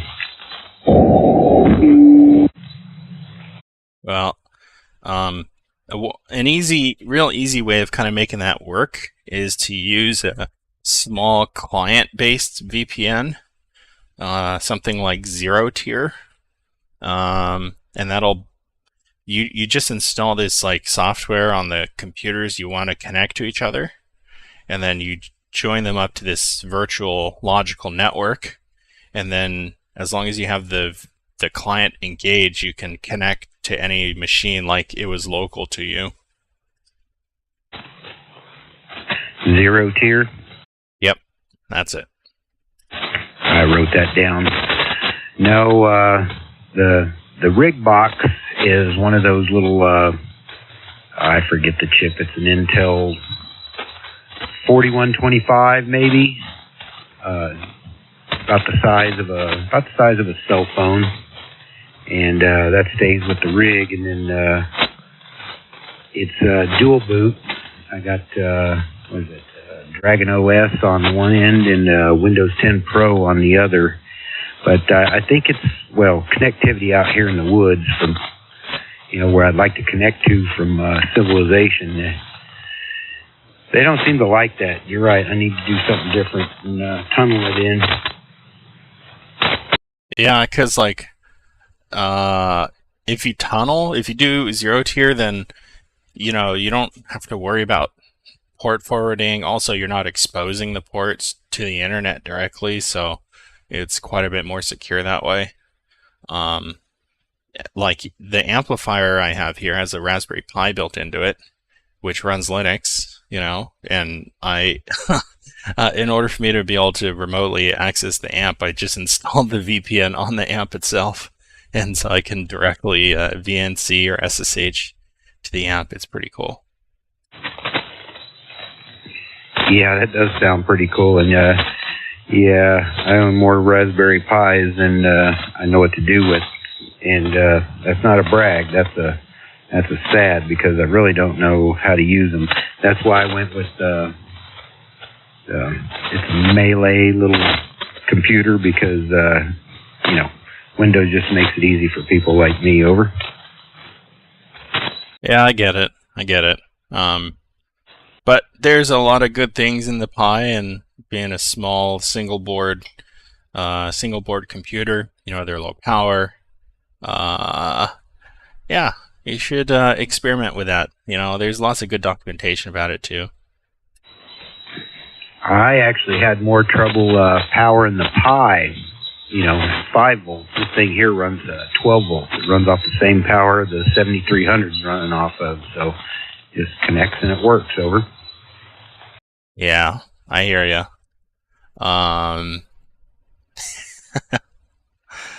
Well, yeah, you definitely need a good, if it's a Pi 3, probably want a 2.5 amp 5 volt supply, or 3 amp if you can swing it. The 3s are kind of power hungry. The 4s are not quite as bad. I gave my 3B away. I have all 4s. Okay, good, man. They're getting ridiculously expensive. There's so many different options out there now. I can't believe the price shot up as it is. I would not buy one today. And I don't know. There's a lot of other options out there that seem. I like the whole dual boot thing. There's another ham I know that pushes the Linux Mint, and he sent me a NVMe. I'm gonna throw in this thing and have it dedicated. My Linux's SD card's got an SD card slot for whatever operating system you want to put on it and stick in it. Over. Yeah, I'm not really a fan of Mint. If you're going to run Linux, I have a hard time seeing any reason to run anything other than Ubuntu, or maybe even stock Debian, which has KDE and whatever GUI you want. So, as something that's easy, I guess I kind of get it, but yeah, I don't know. But anyways, on the newer Pis, if you use the Raspberry Pi Imager, you can actually have it on the bootloader, right? When it launches, it can boot up or download and install whatever OS you want straight from the bootloader. It's pretty convenient. That sounds like what I'm doing. But, yeah, I don't know too much about Mint. Like I said, I'm about to try it out, but that's good. I'm glad you mentioned that. So the Dragon OS, I guess, is based off Ubuntu. Yep. Well, Dragon OS is based on Debian. It might be based on Ubuntu. I don't know. I mean, really, the lines are not that far apart. And, Mint is pretty similar. I think it's also based on Ubuntu. Just with a little different interface and stuff.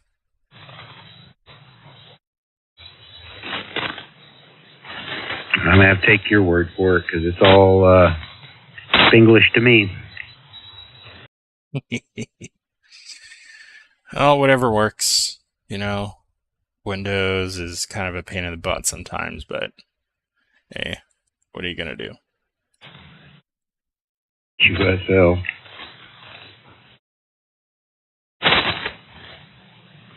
All right, I got SDR Connect here now, I think. I had to download Firefox in order to download the software. Which is a little ridiculous, but that's how it goes. That's what I run on all of them just because, it's cross-platform. Easy enough for me to figure out, over. Yep.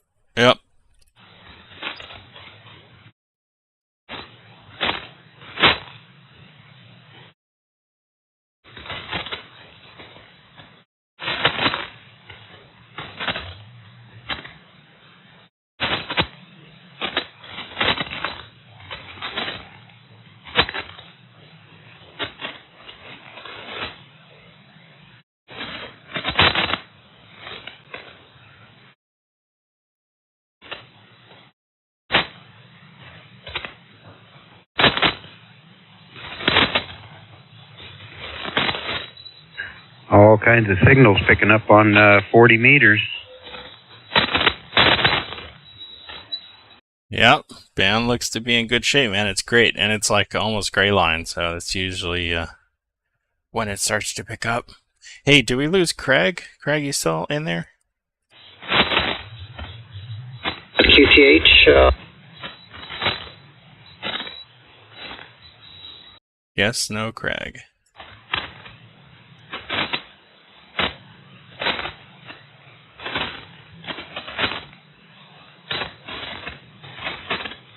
I saw the house, saw the...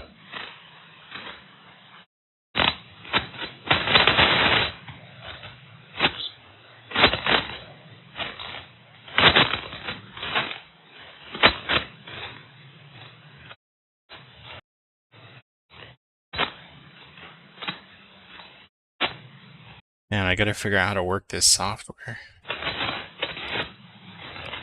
Well, it's kind of tricky, and it's not developed yet, but there's a guy that I think he put a video out, but he was kind of showing off some of the stuff pre-up at Pacificon last year where I missed you, and looks pretty interesting. Now, how he got it, what his connection is, I don't know, but I thought it was what they had out, and I went and downloaded it then, and it wasn't the same, but they keep talking about it. But it does feel like a good, happy medium between Uno and SDR console, so I'm going to stick with it and see where it goes. Yeah, have you used, what's it called? Have you used SDR Sharp much? I have tried it out, not enough to make an intelligent claim about it, but I've tried it. Yeah, okay. What about the AirSpy? Have you used any of the AirSpy SDRs? I have not. Been pretty much an SDR play guy. I messed with some, the RTL SDR stuff, putting everything together. Sometimes it worked, sometimes it didn't. The SDR play came along, and it was just kind of a plug and play kind of thing. Plug it in and forget it. That kind of helped everything else in my life, over. Yeah, okay. If you get a chance, maybe give them a try. The AirSpy is pretty well developed, and the software is really good. It's different for sure from SDR Uno, but the actual radios themselves, I really like them. They're also a little bit smaller for whatever that's worth. Okay, well, I've got that written down because I do need something else. I've got one of those XG90s that I, it's got the IQ port on it that I kind of plug into a laptop whenever I can't have a good radio around. It's a pretty good radio, but you plug it into a USB sound card, and I need to find a proper sound card for that. Yeah, well, the one I would recommend, I mean, depending on your use case, but the AirSpy HF Discovery, it's about the size of a matchbox. It has one antenna port, and it's SMA. But it is probably the most capable HF SDR you can buy, at least SDR dongle you can buy. It's substantially more capable than any of the RSPs in an HF context at least, and it's got better DSP and noise filtering and noise blankers and all that kind of fun stuff.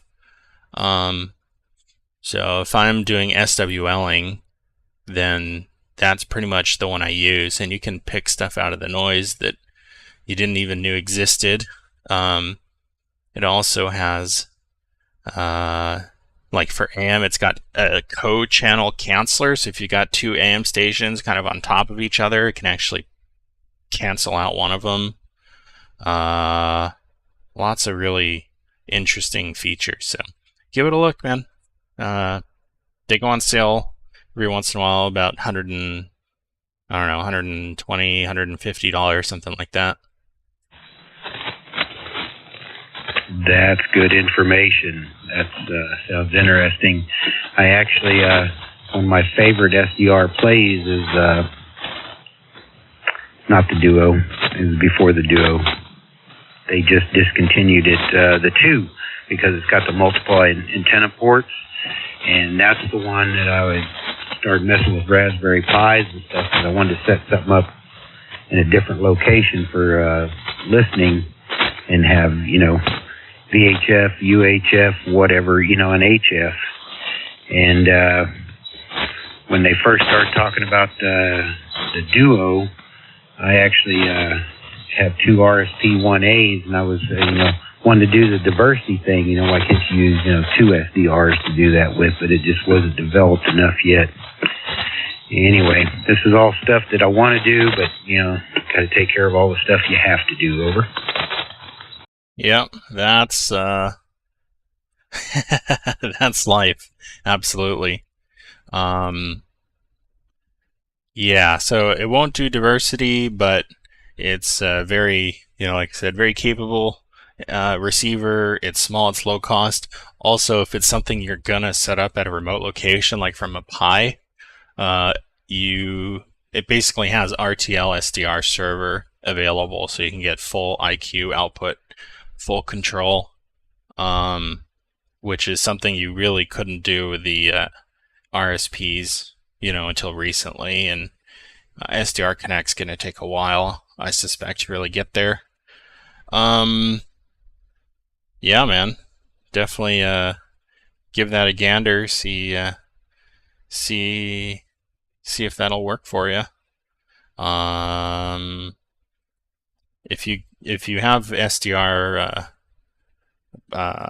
Sharp installed, one of these days I'll hook the AirSpy back up to the server and you can remote in and play with it.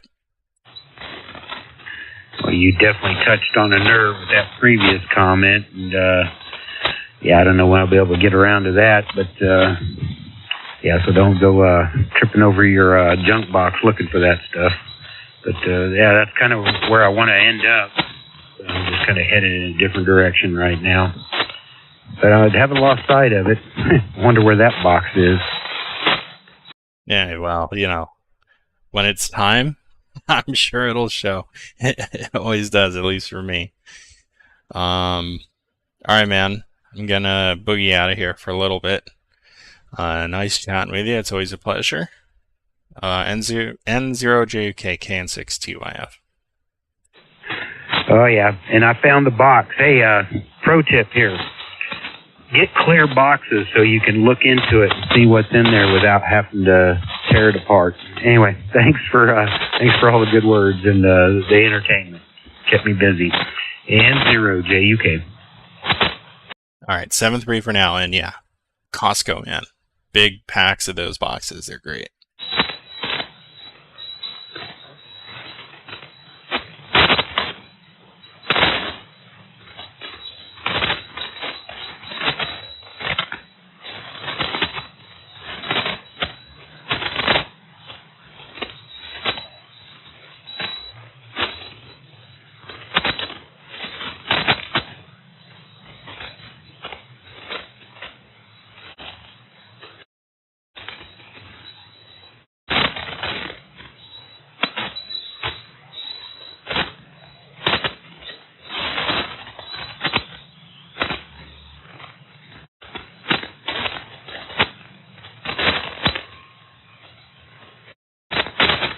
Is the frequency in use? Is the frequency in use? This is Kilo Norway 6 Tango Yankee Fox.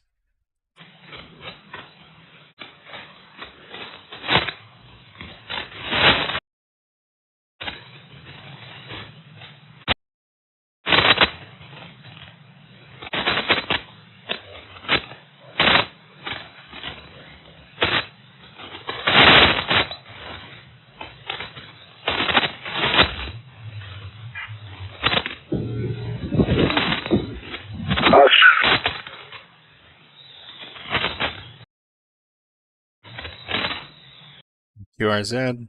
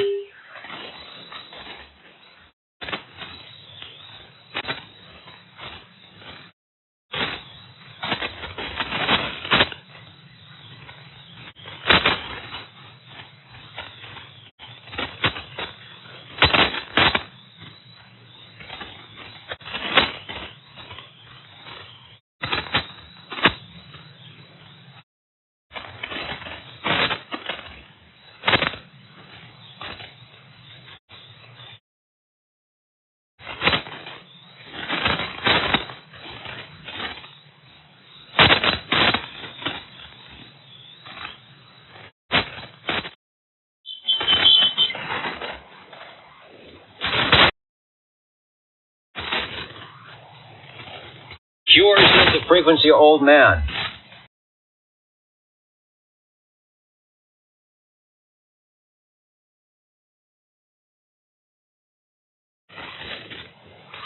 I think this is a good spot. It looks like it's a nice little channel for audio items of interest. Audio flavor could abound right here. Go ahead, sir.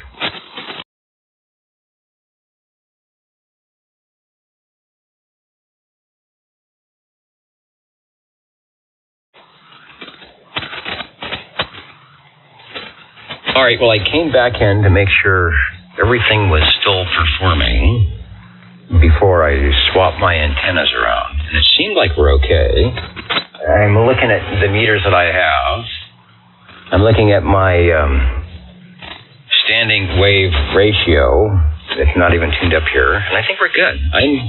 I'm impressed that this thing I did has lasted 2 hours without breaking.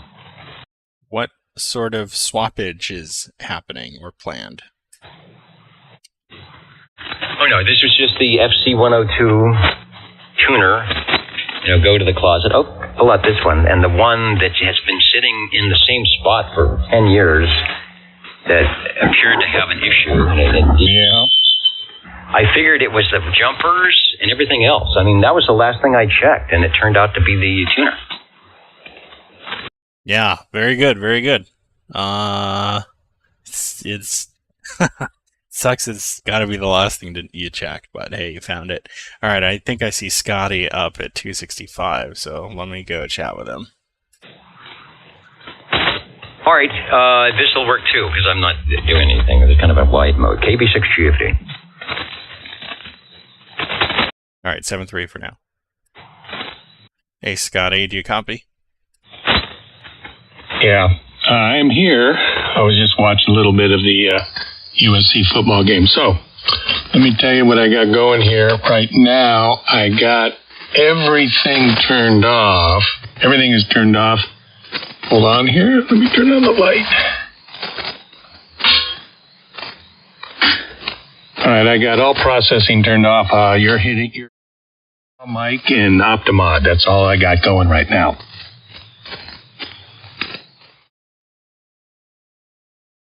Yeah, okay.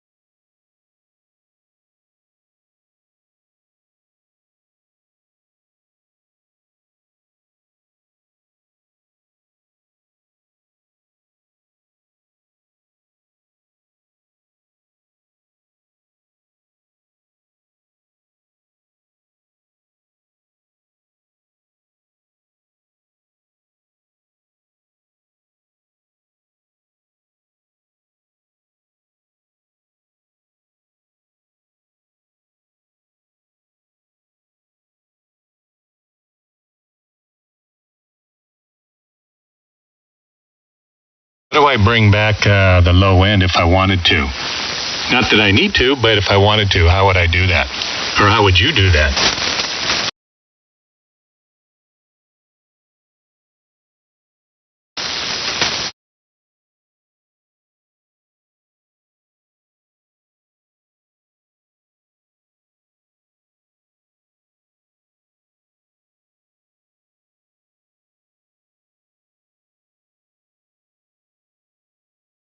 Okay, it is now engaged, but I have all the knobs turned all the way to the left, so nothing's going on. So I'll bring the big bottom in just subtly and see if you notice a difference. I'll just make the first set of subtle adjustments, and I'll leave the oral exciter alone and just make it a big bottom. I just made a little bit of adjustment, just a little bit of salt and pepper. Did you notice a difference?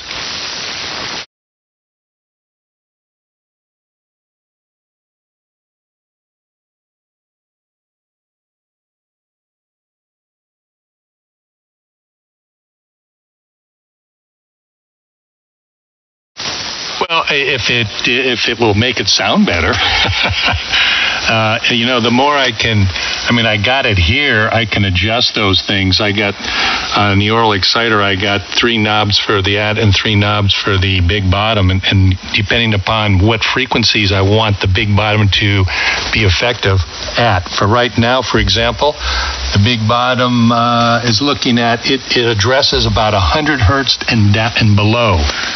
All right, that's where it's adjusted. Now, if I want to turn up the frequency so it adjusts it a little bit higher, I can do that like I'm doing right now.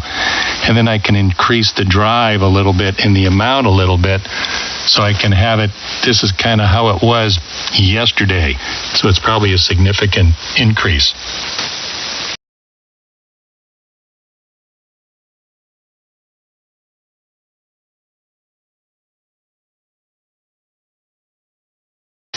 Roger.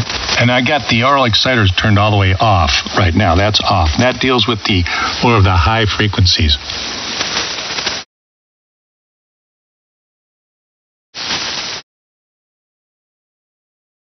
I guess it's just kind of a balance between the two.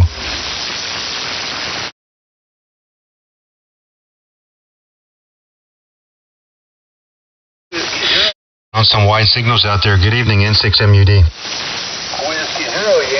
Hey, Craig, we're doing some experimenting on my frequency EQing right now. So you can listen in and tell us what you think as well. No problem. I'll be just lurking here. Good afternoon, N6MUD.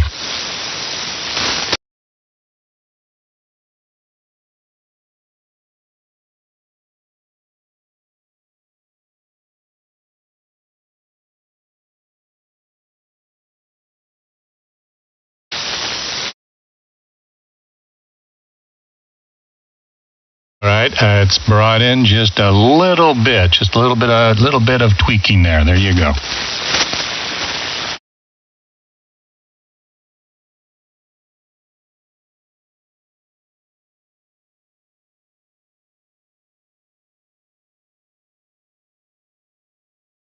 All right, N6RRV in tweaking mode from Mission Viejo. In the tweak mode, and let's see here, N6RRV, and there you go. I can see you moving those sliders there. Sounds good, or looks good anyway. I can't tell how it sounds yet, but there you go. N6RRV in a tweak mode from Mission Viejo. Go ahead.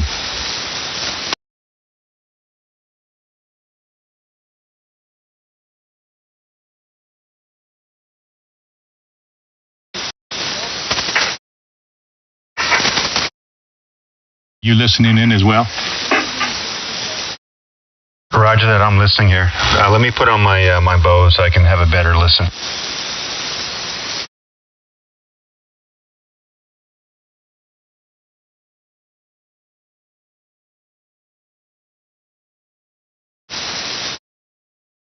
All right, Craig, you got your bows on. The chain is the Neumann U87 into my Golden 58 Audioscape preamp, 6 tubes of preamp. That goes into my, what does that go into? Goes into my, the Aphex, into the Optimod.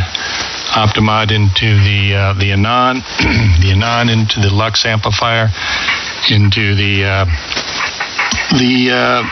HF Auto Polestar amplifier out the door. Oh, and in between there I got the Symmetrix 528 in between the Aphex and the amplifier, just for noise gating purposes. It really doesn't add much by way of processing. So that's what you got. And you got N6RRV Studio in Mission Viejo in the tweak mode, trying to get this thing sounding just perfection. There you go, N6RRV. Go ahead.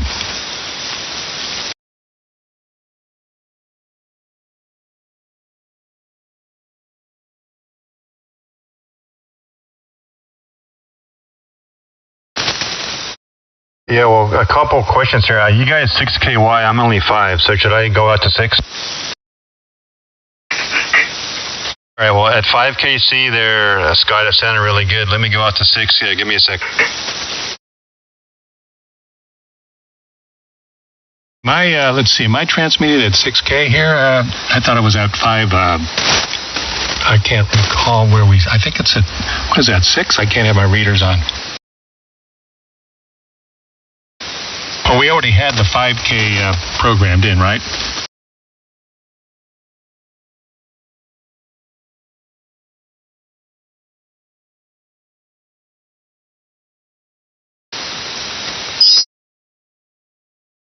And yeah, right now, Craig, I'm at 6K wide.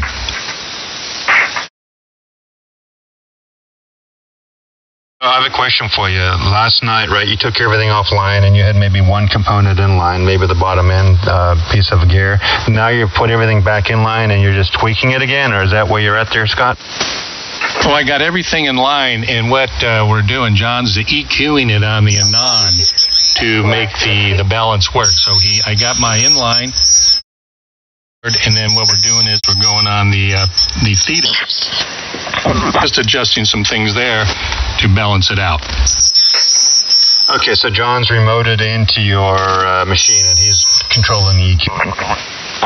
Roger. Okay, so if John's doing that, then that's the best way to do it. So yeah, it sounds really good. You're 25/9, got a good strong signal, and it's fairly balanced, fairly well balanced. A little bottom there, but not too much.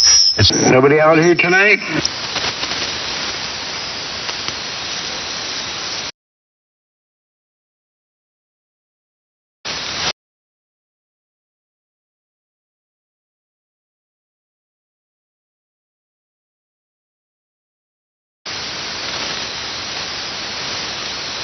Do you want me to record it for you there, Scott? Yeah, let me hear a recording from your station. That might be interesting. All right, go ahead and start recording when I key here. Go ahead. All right, N6RRV from Mission Viejo, standing by for recording November 6th, Radio Victoria, in tweaking mode on the EQ and the ANAN in 6RRV. 6RRV from Mission Viejo, standing by for recording November 6th, Radio Victoria, in tweaking mode on the EQ and the ANAN in 6RRV. How does that sound? It still has a little box tone in it, John, or is it my ears?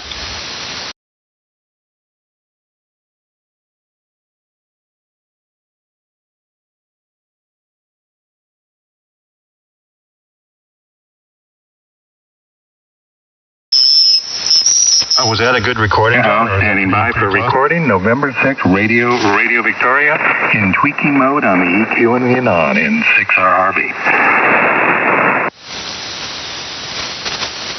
I think they're pretty close recordings, right?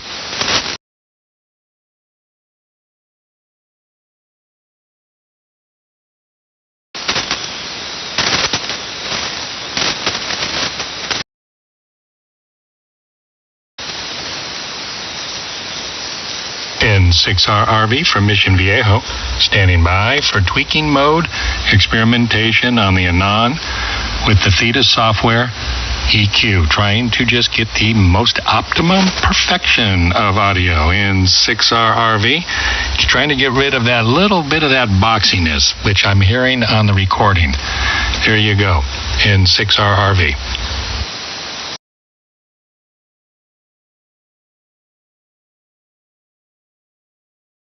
And not only that, there's some phasing going on. I've got a bunch of vertical lines on your signal there, Scott, so it's really hard to get a consistent signal. Okay, well, QSY.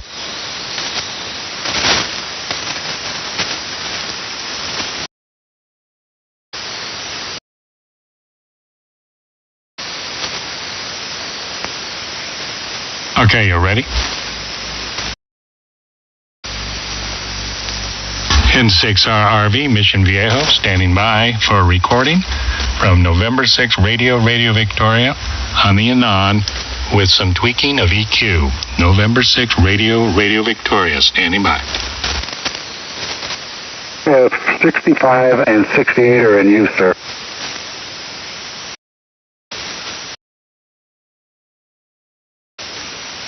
There's a group on 65 right now and a group on 68. Break. N6RRV Mission Viejo standing by for a recording from November 6 Radio Victoria on the ANAN with some tweaking of EQ. November 6 Radio Victoria standing by. Hey, can I get you to move back to 65 so you don't squeak all over me?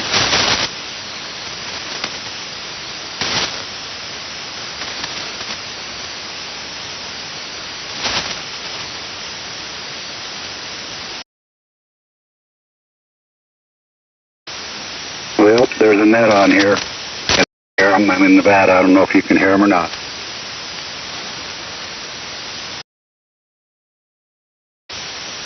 Yeah, it's the 3905 Century Club's net.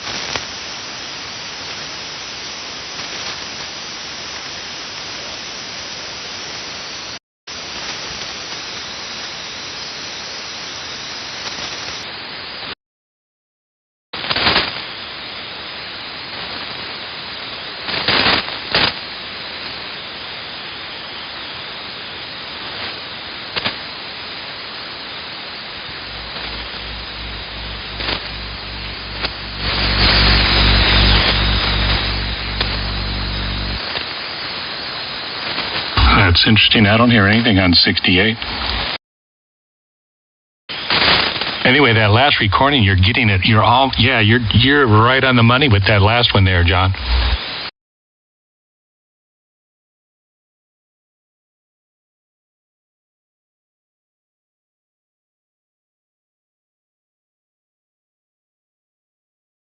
Break.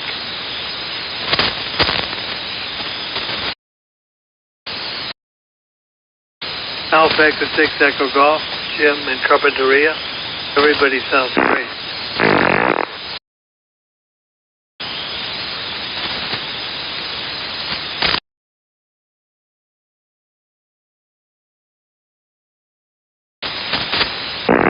Yes, Scotty, I think, am I on the right frequency here?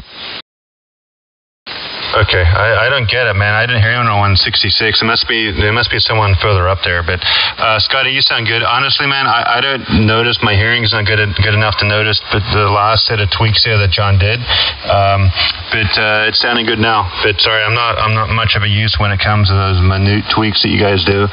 It's really hard for me to detect those. Well, I noticed there was significant boxiness that left. That is no longer as much as it used to be. Yeah, I noticed a bit more articulation, a little bit more highs, if that's what you're meaning there, Riva.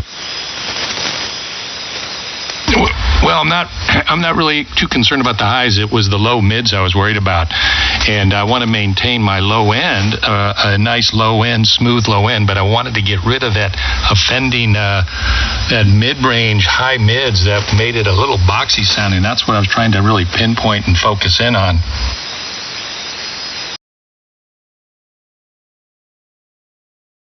The highs, it was the low mids I was worried about, and I want to maintain my low end, a nice low end, smooth low end. Rid of that offending, that mid-range high mids that made it a little boxy sounding. That's what I was trying to really pinpoint and focus in on. Man, you're right on target, John. Right on target.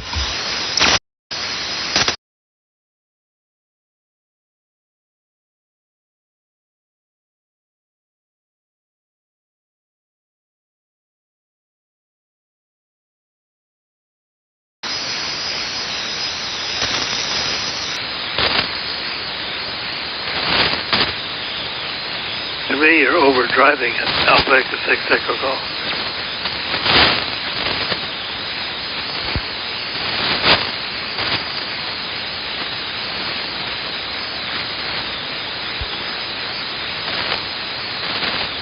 Echo Golf, I didn't hear you. Go ahead. What'd you say? You're just a little bit overdriving it. If you've got the... Don't listen to it. Carrier a little too high. Just a tad. I'm not talking about a mile. How copy me? Well, I copy you. You're not real strong, but you're just above my noise level. But I do copy you. You're where are you located at? Carpinteria. All right, that must be north of where I am because I don't recognize it south. But yeah, I do copy you. Okay, and what radio are you listening in on? Yaesu 3000. Roger. Okay. Well, thanks for your input. I appreciate it. Yeah, we're just doing a little tweaking here. That's all. Understood.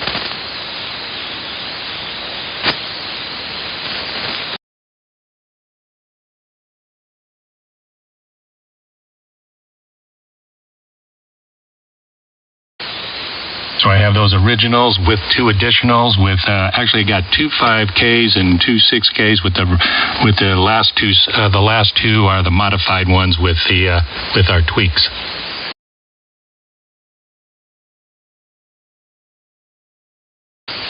Hey John, so go to the 5K, do a comparison between the 5K prior and then the 5K tweak, and see if you hear a difference between those two.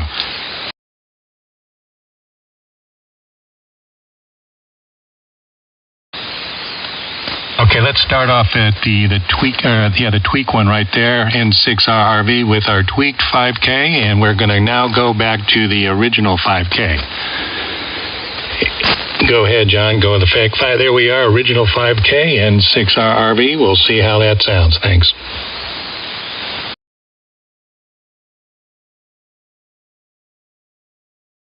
Okay, let's start off at the tweak one right there, N6RRV with our tweaked 5K, and we're going to now go back to the original 5K. Go ahead, John. Go with the fake 5. There we are, original 5K, N6RRV. We'll see how that sounds. Thanks. Yeah, you eliminated a lot of the rough spots there. Yeah, good job. Yeah, much better.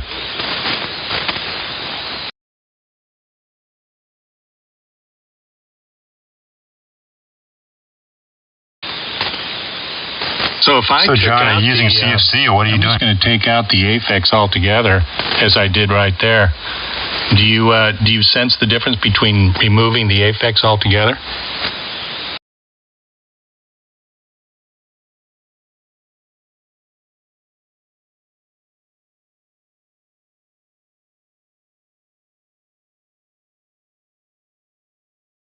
Okay, that's what we'll do. I wish I could hear. I wish I could monitor this, post ANAN, so I could hear how it sounds coming out of the ANAN, because all I'm hearing is coming out of the outboard equipment, so I don't hear the effect of the ANAN. I just can't do that.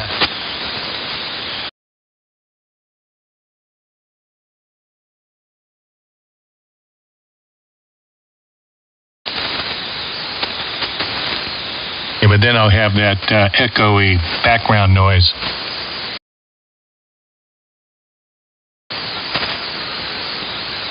All right, bottom left are those settings, are the responses where they should be down there. I see I got my mic, which is right about just a little hair under 0. And I got my, what is the other one? The second one there, I can't even read it. That one is right around just below 0 at 0. And the third one around 0. And the last one around just about 5, about where it should be.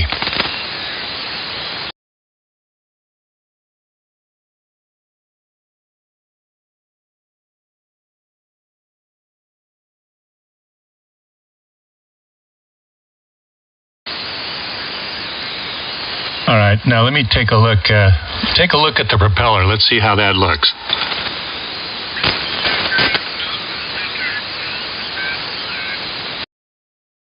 Close enough. Now the midpoint where the red and the blue meet, is that a little bit too low or about where it should be?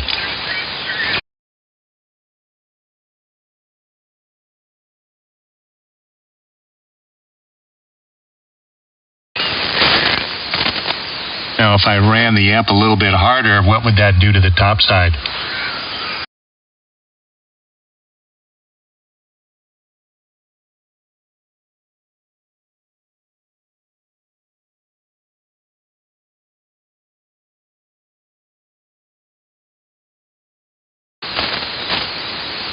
Would it be cleaner if I added a little bit more power to it, more amplifier?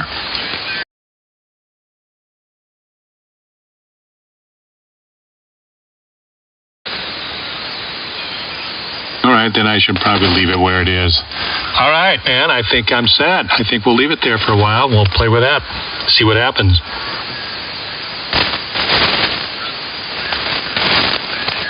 Sounding good, Scott.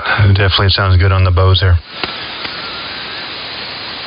Man, you got the Bose going on. How could you not hear the differences with the Bose, man? Maybe you need to get your ears checked down there, Craig. What's going on with that? I thought I had bad ears. I don't know, man. I've always had trouble hearing, like, some of the changes I can hear you guys when you guys talk about it, but other changes, it's hard for me to tell. I don't know what it is. It's just, maybe I'm just not used to it, and, my tuning is not that astute. My hearing is not that astute for those minor changes, so anyway, hopefully we're sounding good up to you there, Scott. Over. Yeah, well, that's nicely said. Hey, John, what I'm going to do is I'm going to go and listen on my headphones, the clip you sent me on the email.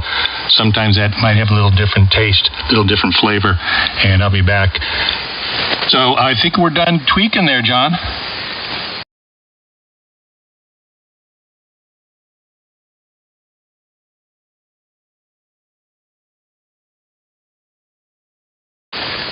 All right, N6RRV standing by from Mission Viejo. N6RRV, downtown, radio-free Mission Viejo studio. And we're standing by. N6RRV, at your pleasure. Go ahead.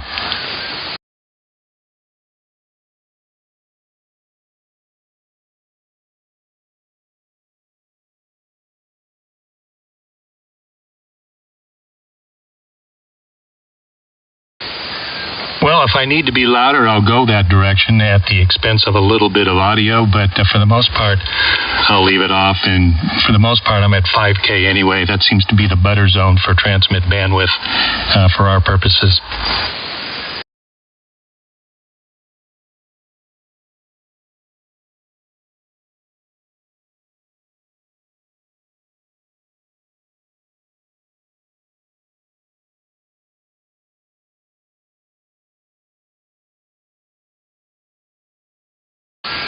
Yeah, well, we'll see what James has to say. My consummate electrician, electronics, computer IT guy. All right, I'm going to go and take a moment and listen to this on my email, and we'll be back in a little bit. N6RRV.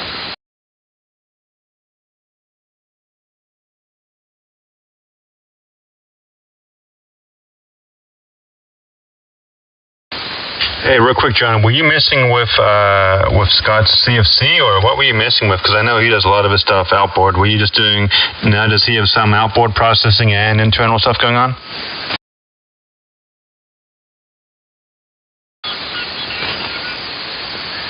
Roger. Okay, cool. All right, catch you guys later, N6MUD.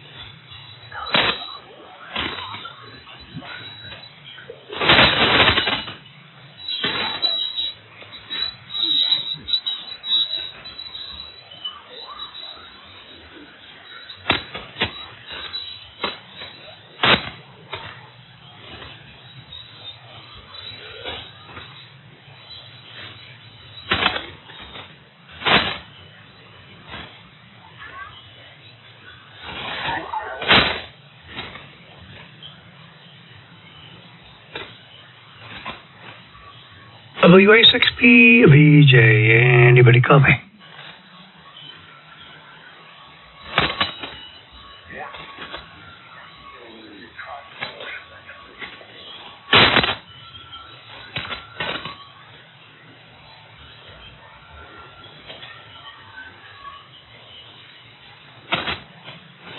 Trying to copy on the web SDR, WA6P, VJ.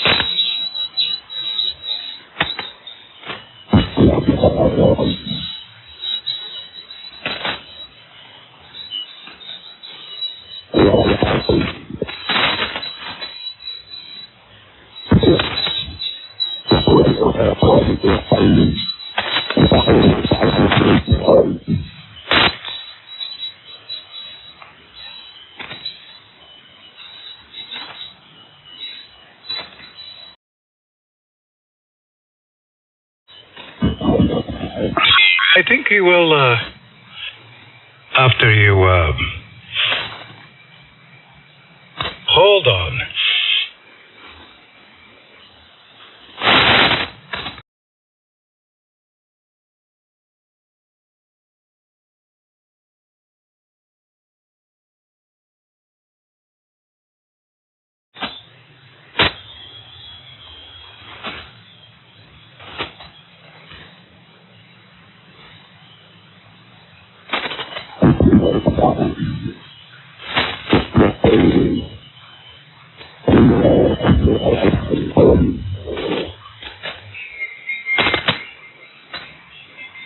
Okay, so you still have the same one, or you did change?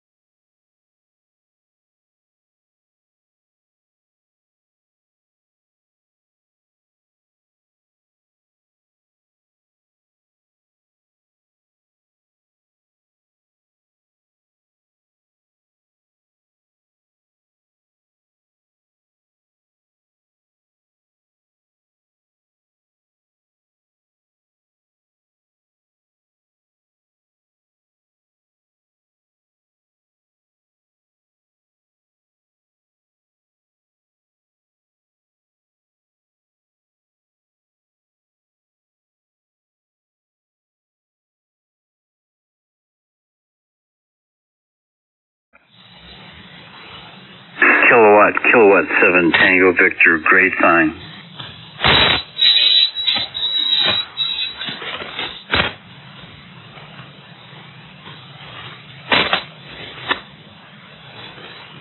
And what was your location?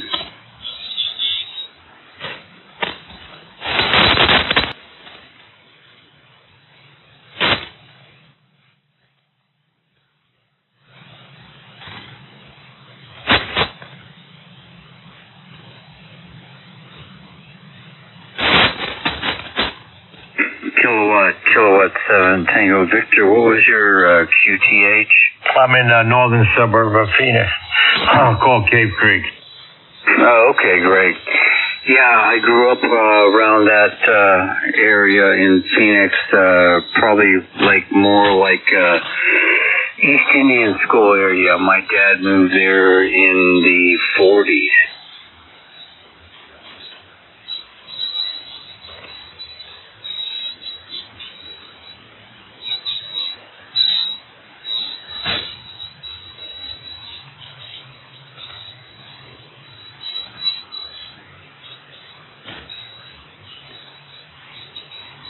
I'll be right back, my friend.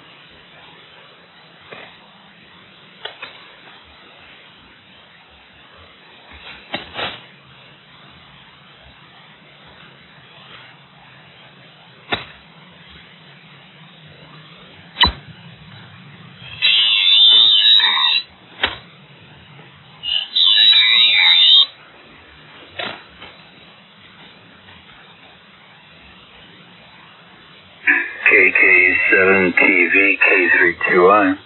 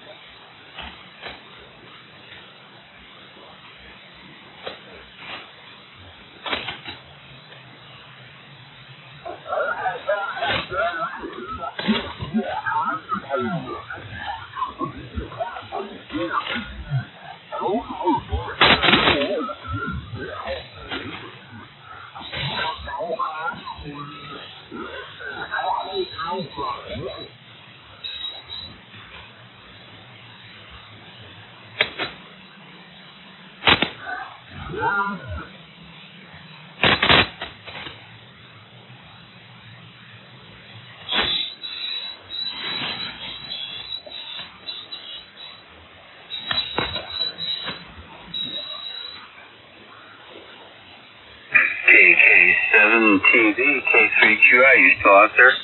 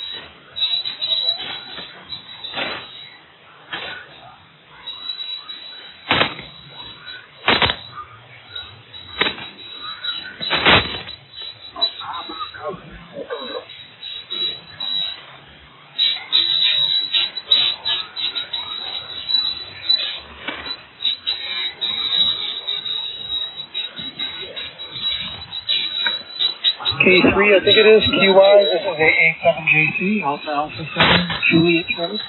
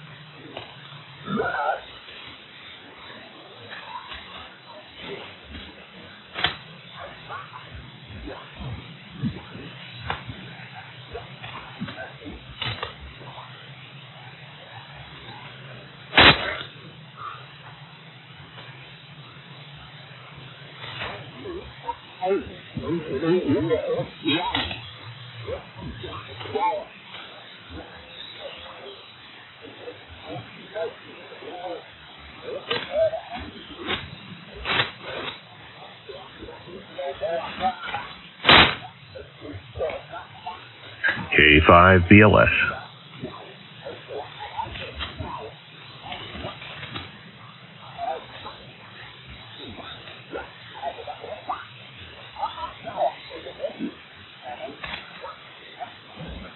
Band is already starting to get crowded here this evening.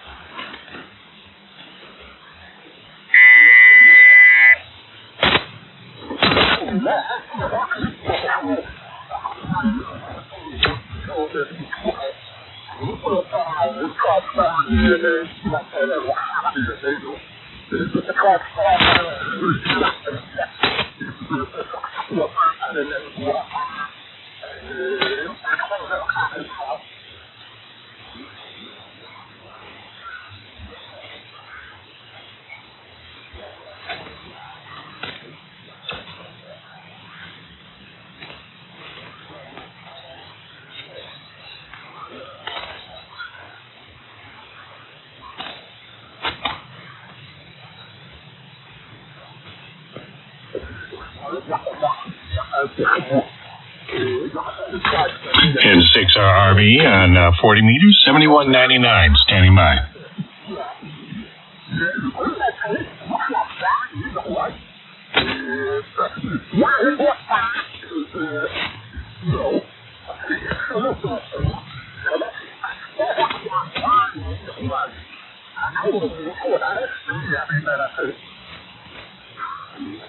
And 6RRV on 7199, standing by.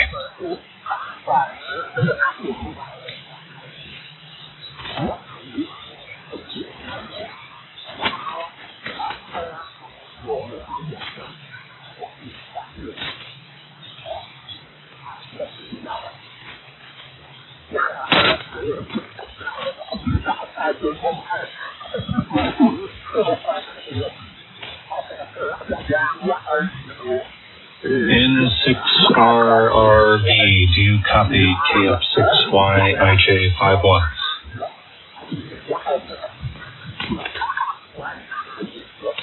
Roger, I copy you at 13 watts. Go ahead. KF6YIJ.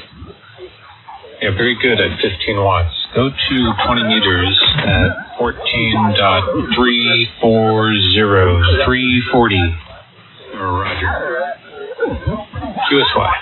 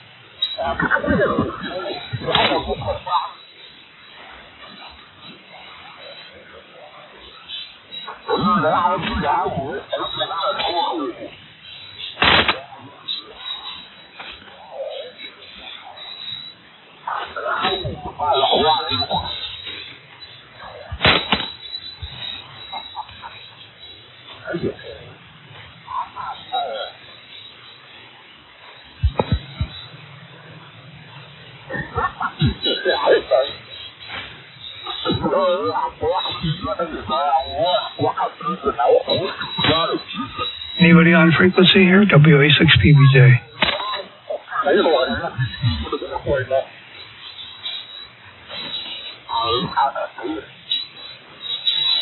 Anybody on frequency? WA6PBJ.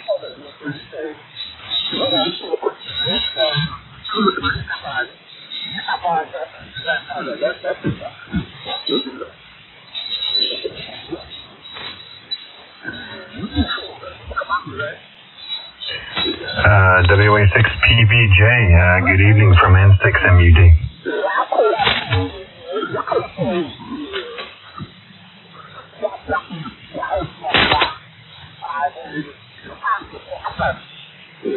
N6MUD, WA6PBJ. Name Dave Brasso. Hey Dave, hey, good evening. Craig out here in San Diego, spoke to you a few times there, spoke to you last night. How is it out there in Grass Valley? We got a little bit of rain down here today. How are you doing out there this evening here, Dave? WA6PBJ from N6MUD, San Diego. N6MUD, WA6PBJ. Yeah, we got some rain here. In fact, kind of rainy now. It's not pouring down crazy. It's drizzly type of thing. So there you go. And you're sounding fine here tonight. How am I sounding there?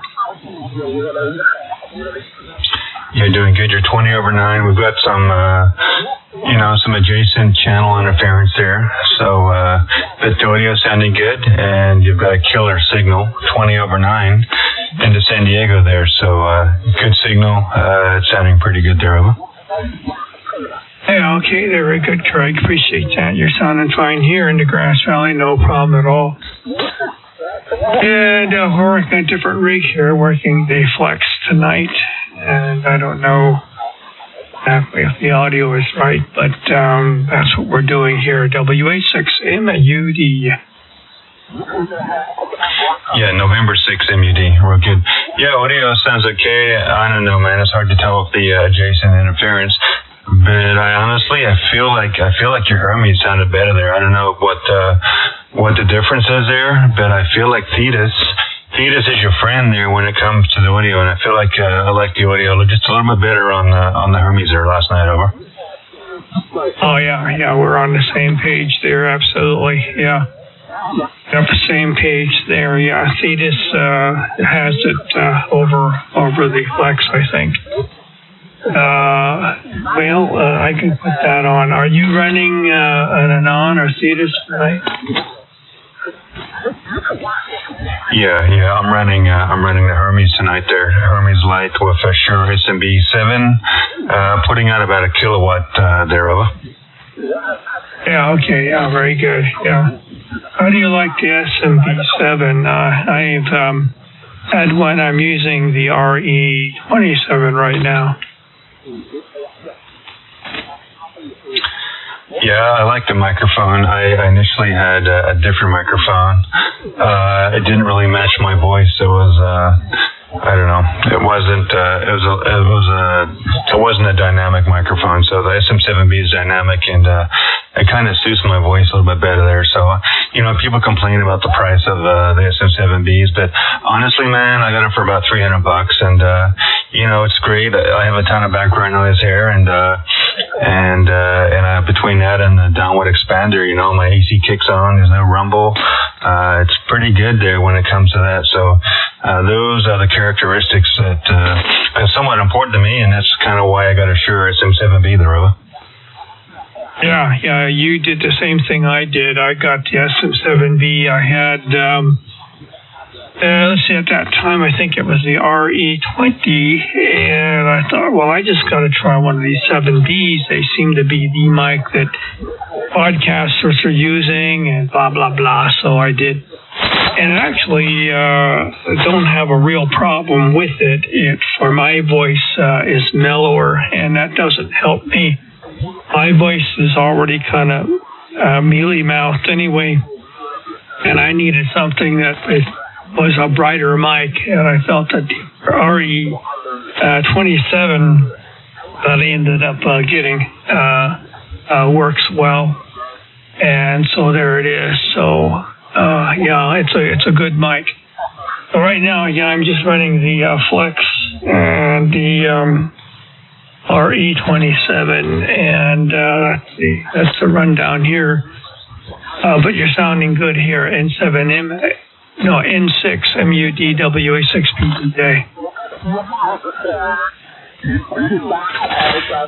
Yeah, copy that there, Dave. Yeah, you're sounding good on the Flex. Like I say, it doesn't sound bad. It's just doesn't sound as good as your Hermes and Thetis there, so real good. Hey man, I'm gonna get out of here. I just heard you're IDing there a little bit ago. I wanted to come back to you and acknowledge that I was listening here at least, but I got to figure out what's going on here for dinner. So maybe we'll catch you later on this evening there, Dave, and we'll probably talk to you then. So have a good evening out there. If I don't chat to you, WA7PBJ out there in Grass Valley. 7-3s from N6MUD San Diego. Yeah, very good. N6MUD WA6PBJ. Okay there, Craig. Great. Well, I appreciate the thoughts, and you're not the first one who said that the Hermes is the better rig, so that's fine. There's no surprise there. I mean, for crying out loud, think about it. The differences in internal EQing alone. I do use an external system here with the Flex. But my goodness, Hermes, you don't need to do that. It's all inside. Thetis. Nice talking to you again there, Craig, as usual. A very nice signal, and it was nice of you to acknowledge me. 73s to you. We'll work you later. N6MUD WA6 peanut butter and jelly. All right, 7-3s, N6MUD, clear.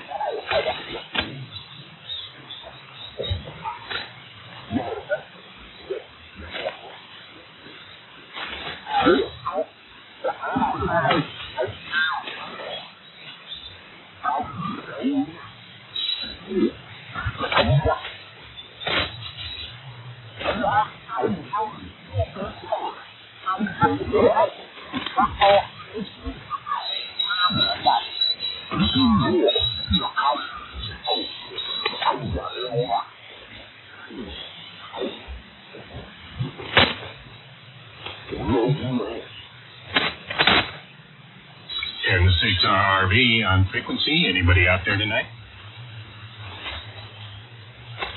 Hey, Scott. Hey, good evening. N6RRV, N6MUD. Hey, Big Craig. Doing good, man. I saw USC basically destroy Nevada in their football game tonight. Shit, killed them. By the way, John did a great job in my adjustments. I talked to James on 20 meters, and James sent me a recording as I sound on 20 meters. And I can't believe how good it sounded. The changes were so huge, and it sounds so much better on 20 meters than 40 meters. It's amazing how you can have a little different audio signature on a different band. And 20 meters was cleaner, had a more smoother low end. It just sounded so much better than what I'm hearing on 40 meters. Interesting. Anyway, that's just the way it is. But either way, John did a great job. Yeah, he's pretty good at that for sure. He he set me up pretty good on my Hermes here in Titus, doing the same thing. Just remoted in and had me talk, and he adjusted the controls based on what he heard. So that's what he's good at there for sure. And you're sounding really good there, Scott. I agree. The mids are real good there. The articulation is real nice, and so here's the thing. So it sounds like to me you've got a mixture of EQing out of Thetas and also some external rakia there, huh? Well, I got the external rack. It's got some subtle adjustments, and then I tweaked it with the Thetas. And so I got the transmitted Q on and off. I can take it on and off right now. I can turn off the transmit EQ by just pushing the button there right below the transmit profiles. It's off right now and not engaging it. And now I engage the changes, and there you go. It's pretty cool. So I got the best of both worlds if I need it. Yeah, the band's not in the best shape now. You're not your typical 20 over. You're like the 5 over there, and a whole bunch of garbage adjacent interference there. So, but I did notice a difference there when you toggled the EQ on and off, the external EQ on and off, and it did make a difference. I was able to hear that there. Definitely sounds better with it on for sure. I think how does this sound? A little louder for you? 1, 2, 3, louder. Oh, yeah. What'd you do? Did you turn on your amp? Yeah, I was only transmitting with 5 watts. Now you got the thing on. I'm sorry. Oh, yeah, man. Huge difference. Okay. Yeah, let me take a listen to your audio now that you're 20 over 9. I can still hear you here in Nevada. Hey, Big Jeff. How you doing, man? We're just kind of hanging out here. I'm doing some experiments today with John on my transmit EQ, and it's on right now, and now I'm going to turn it off. So we're just kind of A-Bing some changes here. So let me turn it back on there. John did a great job. He was patient, spent a lot of time with me, and he's the man. Love it. N6R Harvey.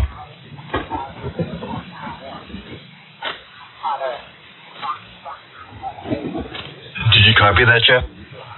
Oh, yeah. Yeah, I was waiting for you to reply to him. Okay, yeah, Scott, definitely, man. John that's what he's good at, man. Is he's got a good ear, and in combination, he knows based on how you're sounding what tweaks to make it thetas, man. So that combination is is pretty powerful when it comes to setting up these the radios and the software. Yeah, there's just so much to know with this thetas and how to use it and how to tweak it. And then, I've had it for going on 2 years now, and I'm still learning how to use this thing. Hell, and I'm just getting my feet wet. Yeah, Jeff, you sound good too. Jeff's pretty good too, Scott. He got his set up real nicely. I think Jeff sounds real nice on his homies there. What do you think? Well, Jeff, 90% of it is your pipes, and Jeff's got natural sounding pipes that he doesn't really need a whole lot. He's going to sound good on a $20 microphone and very little, if any, EQing. Just let his voice carry it, and he does that very well. So, good job, Jeff, out there. By the way, Jeff in Nevada, I don't know if you're a University of Nevada at Reno guy, but it was a bad night for them at USC today. No, I typically don't pay attention to that stuff, and I'm actually running on an alternate setup here. I'm up in Fallon, and by the way, I'm just running 100 watts and running the Flex tonight, but I did a few changes here today too. I eliminated all the rack gear, so this is the PR40 going into that new Behringer mic preamp with the tube, and I had a little Alesis nano compressor. So I just staggered those two together and plugged it into the DI box and using the internal EQ on the radio, and that's it. So it probably sounds quite a bit different than my normal setup, but that's what I'm running. It sounds really good. I got a lot of adjacent stuff going on above us a little bit. You hearing that too, Craig? Yeah, all types of stuff. Everyone's tuning on top of each other, adjacent on both sides of us. But you guys are strong enough. But Jeff, 100 watts, man, sounding good. And I thought you were on your homies there. So that Flex with the new Behringer the piece of equipment and whatever else changes you made a big difference. Well, that's really impressive. I bumped up the power here too, but hopefully there's no RF in anything. But yeah, it's just the radio, not anything external that isn't really routine or ordinary. I mean, I could remove the compressor. Only thing is then I got to chew on the mic and you get a little bit more proximity effect. So the low end starts to really kick in and it becomes a little too muddy, in my opinion. So anyway, okay, I'm glad it sounds okay to you guys. I tried to listen through the web SDRs today, but those are just crap. So maybe John will start up the stream a little bit later. Anyway, yeah, both you guys are sounding good now, but I just wanted to jump in there and say that I did hear you, Scott, even though you were on QRP. Yeah, I didn't know that. It was very offensive to Craig. I can imagine hearing me only 5 over, so I had to look over my right shoulder and go, oh my gosh, I got, maybe 10 watts going out at the time. So we had to take care of that. Another cool thing that John did was he upgraded my thetas, and I got a nice little square here showing me the mic level and also the EQ level and the leveler level and the ALC comp level just by looking on the screen here. So I don't have to go up and toggle any of the screens. It's just right in front of me. So it's kind of cool to see all this stuff. N6R Harvey. Yeah. Sounds like you added the meters there, so that's a nice new feature there that was added to Thetis a little bit ago. So real good there. Yeah, what I did today, guys, is I figured out that my Powstar AT2K tuner was interfering with my antenna and my amplifier. So I took that out of line and I plugged in my antennas directly into my RF2KS. And then what do you know, with the AT2K out of line, all of a sudden the tuner on my RF kit works amazingly well. So now everything I'm doing is on the amplifier. It tunes everything. It's point and click, just kind of like you, Scott, point and click, and it automatically knows the tuning, and it remembers it. And So it's kind of nice to be able to do that. And quite honestly, I didn't really have a need for the AT2K. I may have to, I don't know, wait a little bit of time here, but I may be selling that in the future. So I'm kind of happy about that. A little bit more efficiency here. I'm getting more out of my amplifier. Same amount of drive as I used to. And hopefully I don't have any RF. So far, so good there. So anyway, I'm happy with that. One less piece of gear in line, N6MUD. Well, you're killing it over here. So what amplifier are you using right now, Craig? Yeah, I'm using the only one I really have is the RF2KS, the RF kit. All right, so if you sell that, what are you going to use then? No, I'm going to sell the AT2K, the antenna tuner. I have a manual Palstar AT2K antenna tuner that I was using to tune my 40-meter loop. Because when that thing was in line and on bypass, even though it was on bypass, it was still making it so that my amplifier could not tune the antenna. So I took the manual Palstar antenna tuner out of line and just disconnected everything and put everything into the back of my amplifier. And what do you know, man? The tuner on the amp works like a champ. Yeah, wow. I didn't know that the RF2K had Greg, are you on 5K transmit right now? That's news to me. Oh, I just realized I'm only on 4. Let me open up a little bit.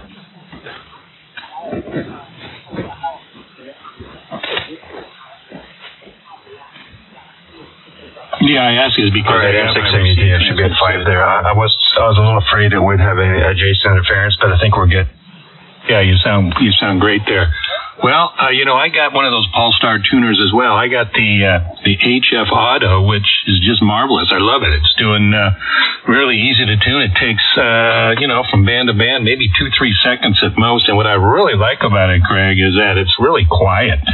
He'll just kind of hum. He'll do a, and that's it. It doesn't do that clickety-clackety, loud, offensive type stuff. It's really kind of cool. Yeah, copy that. Well, anyway, I was outlining my issues with my AT2K tuner, and then I got an email from some guy today telling me that it's a well-known issue on the Palstar. If you have the Palstar on bypass, and you run an amplifier, then you could fry your amplifier. So I didn't know that. I've been running my on certain antennas and running my Palstar on bypass for a while. So needless to say, this Palstar has been a thorn on my side. So I'm happy that I can get by without it anymore. So that's a win-win for me. Well, that's interesting. I've never even thought about running my tuner on bypass. I just run it 100% of the time. So, I don't know. Okay. Well, if you don't need it, then you don't need it. Don't fix it if it's not broken. You know what I mean? So, anyway, sounds good. And Jeff kicked it up with his amplifier, and on the 15, you're still using the Elecraft, right, Jeff? Yeah, I'm still using the Elecraft here in Fallon. Yeah, that sounds nice. I was going to take some pictures of my Elecraft KTA 500 and the matching tuner. I was going to take some pictures and put it online today to sell it, and I just didn't have time. So maybe tomorrow that'll be my project. Yeah, you can get some good money for those, Scott. That combination is a popular thing these days. You could probably get some decent coin for that. Yeah, I just saw one of those post the other day on QRZ. I think it was right around the price range that you were asking for yours. However, it did not have the tuner with it, so it was just the amplifier. Yeah, I have it configured for 240, but it's just a real simple fix to put it to 110 if you want to, or 120, whatever it is. I can't recall off the top of my head. Yeah, I got it set for 240, and it comes with the cord, and it's just, it's kind of like the 1500. It's really simple, and it comes with the tuner and with the amp, and it's a nice little unit. It's great for someone who's running 100 watts and needs to punch through. It's the perfect amplifier for that if you don't need to go legal limit. Oh, sure. Yeah, just like that ALS 600 that I have down there in Carson City. That thing's it does what it does, and it does it okay. It's nothing special, but it's enough to be heard. Well, that's it. And Craig, we're so close that we could do QRP, but when I had the Elecraft, it was I would peak out at about 400. I'm sorry, about 525. The average was about, was about maybe 350, 300 or so. And you were hearing me fine, and not a problem. Everybody heard it fine. So I know that about 300 to 400 watts is a perfect amplifier to get out and get heard from, in the group that we have here. Oh, yeah, 100%. The first 500 watts are the most important, right?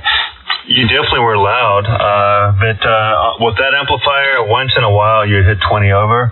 With your Lux, man, every night you're 20 plus over every night. So even though we're closer, even though we're pretty close, I definitely tell a difference on the Lux. It's more of a consistently strong signal there, Eva. Yeah, it should. It should. I don't know.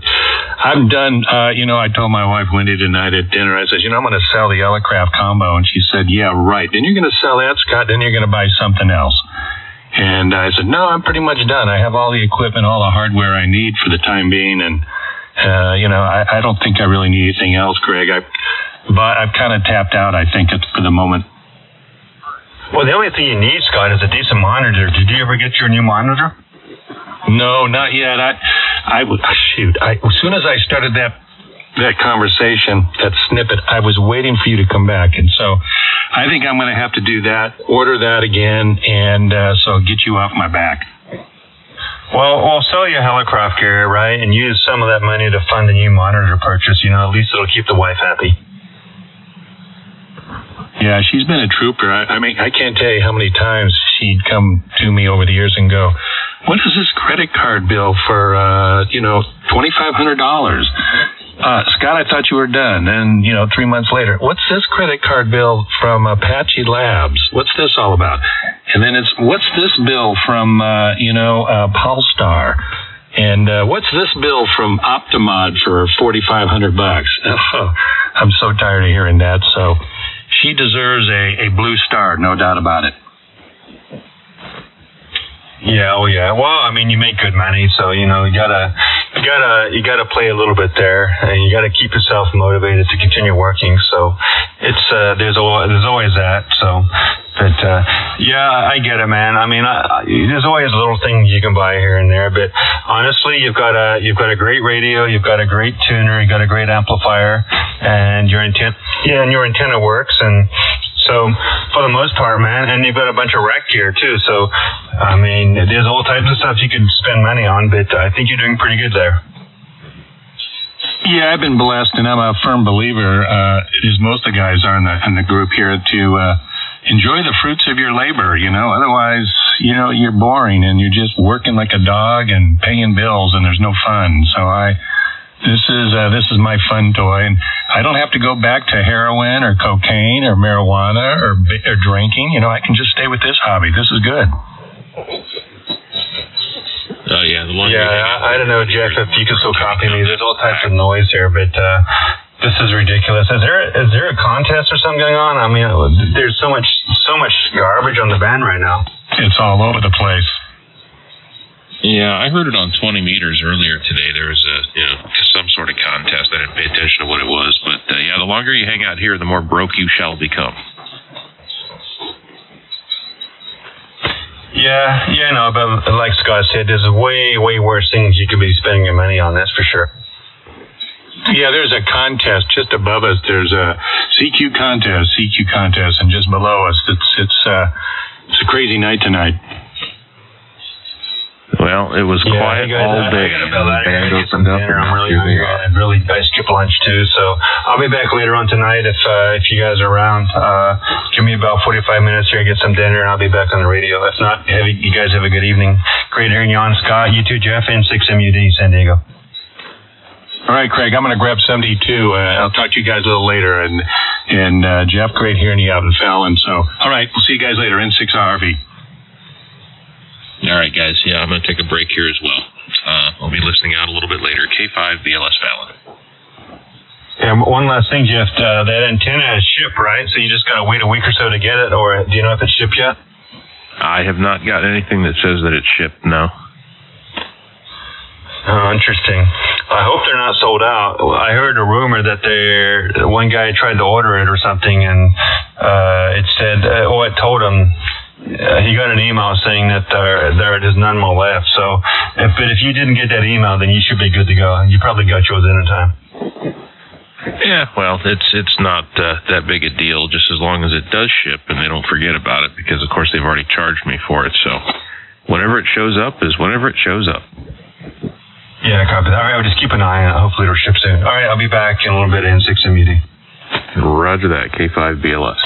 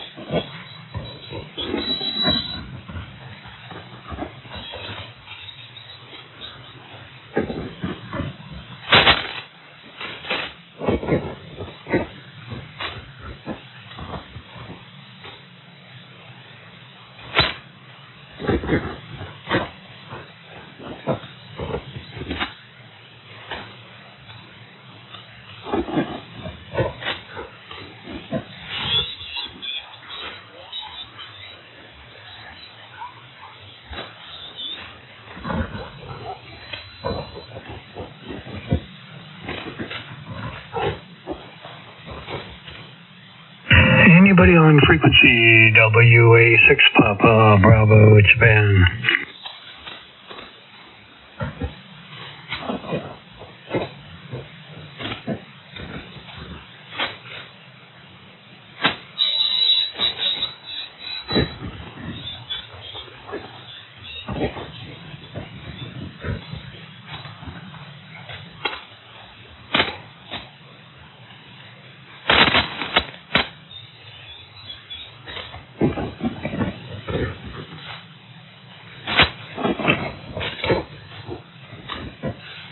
WA6BJ.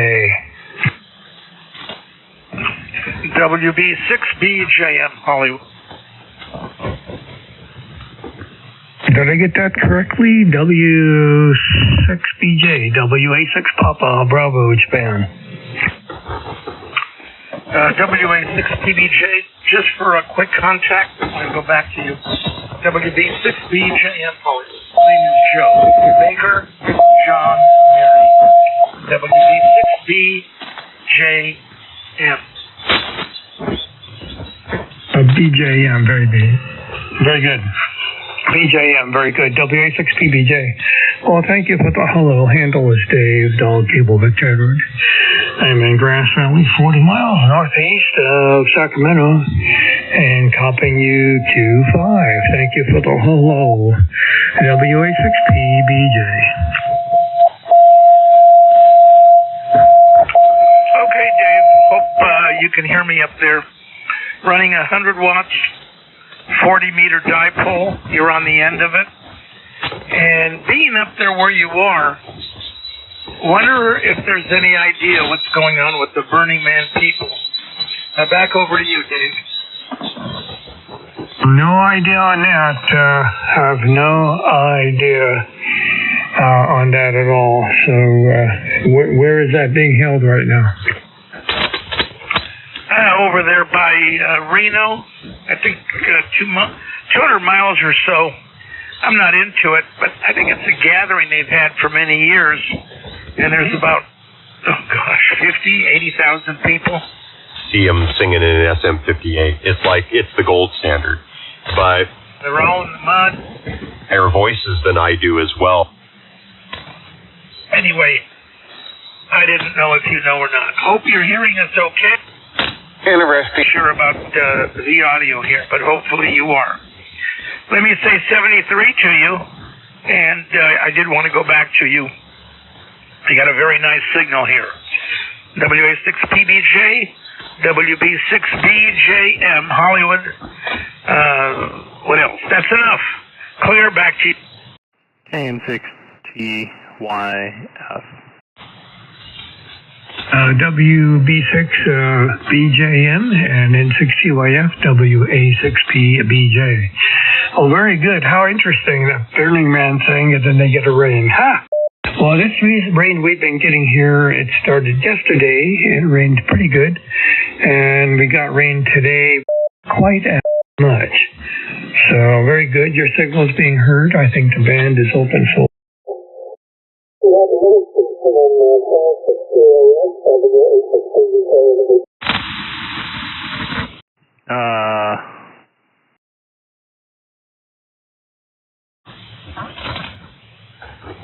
Aren't you KN6TYF?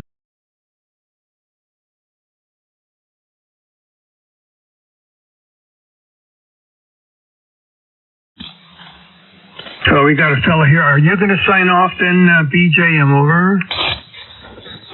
Yes, Dave. Thank you very much for the call and the contact. WB6BJM, Hollywood Clear, back.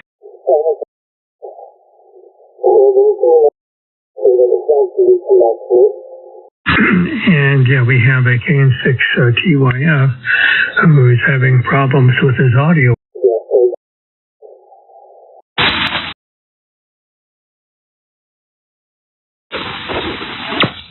Well, W6PBJ.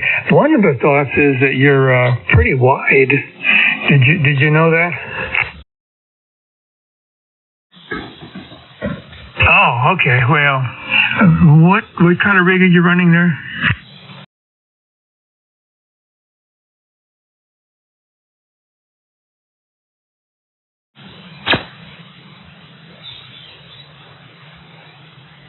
Okay, well, let's see. When did you get your license? This is WA6PBJ, Dave in Grass Valley.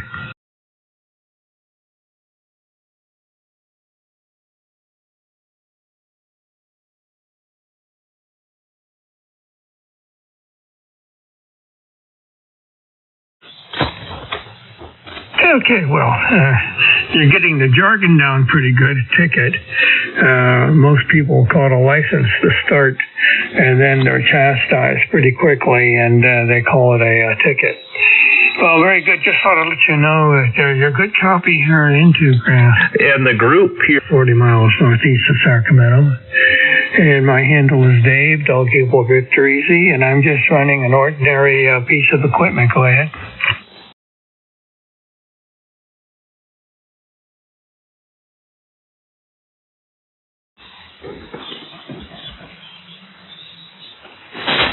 The problem is that the SDR kind of hangs a bit, and you asked the question?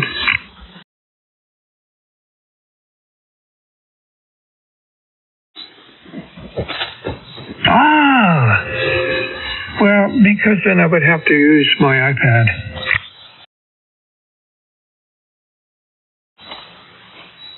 Let's see, then I would be able to listen to it on the computer then, couldn't I? Okay, let's do that. That would be worth doing. It'd be the first time I've tried that. So let's see. I get the link on the computer. So let me go into the. First of all, I'll lose audio on this. I'm listening to the monitor, KFS SDR.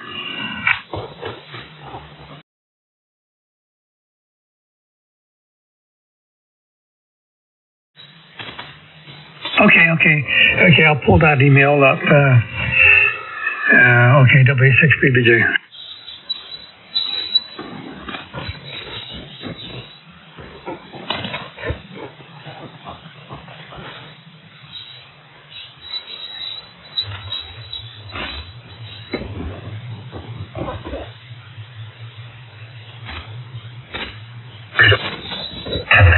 Good evening, gentlemen. Evening, and hope everybody is doing well.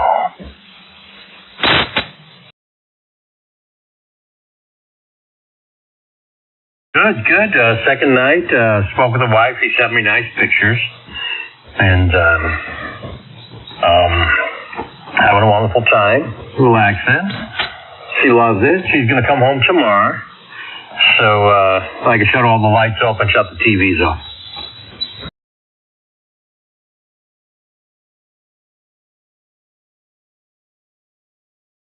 Oh, I would never make her take Uber. I don't trust anybody driving her. Brother? I did race, I raced for years. I raced 25 years off-road, and then I did about a bunch of on-road racing, but only with two wheels.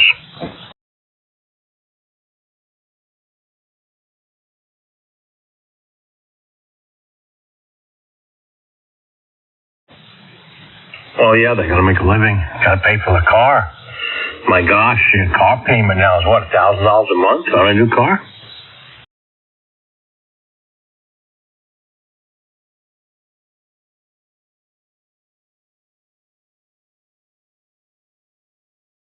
Yeah, Camry's beautiful. Gosh, we had beautiful appointments.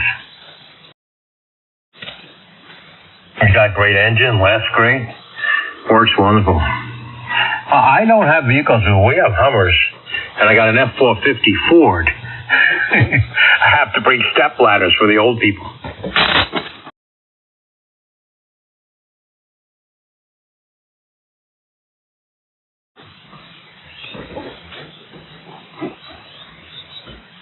Anyway, yeah, there's a bunch of guys on 14200 from the East Coast and talking, and they're loud.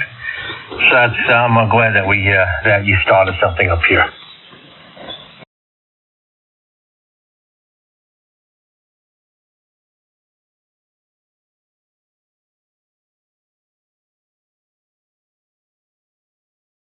$25 is the general on for being heard.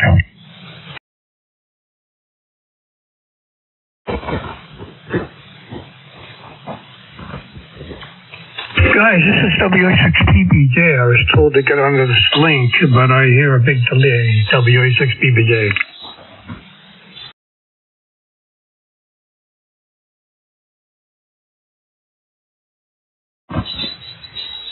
$175 is the lower limit for a general. Yeah, I thought you said 14.2. Yeah, oh, I'm sorry, though. I'm 77.2 down it. Sorry, bro. Oh, okay. A bunch of people there.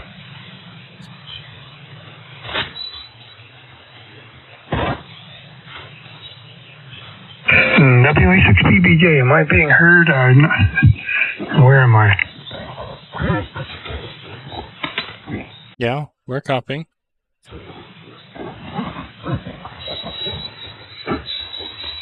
How bad's the delay right now? Let me look. Why is there such a delay? WA6PBJ.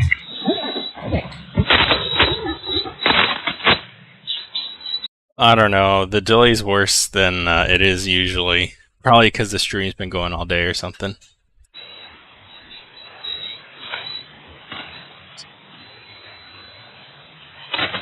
Well, hello to RRV. I'm sorry. I didn't mean to interrupt, but I'm confused trying to run this link.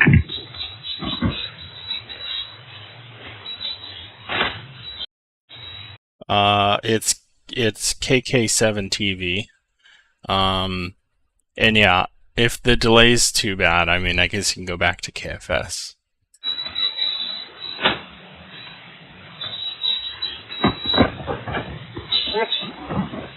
Yeah, KK7 TV. Okay, I'll go back.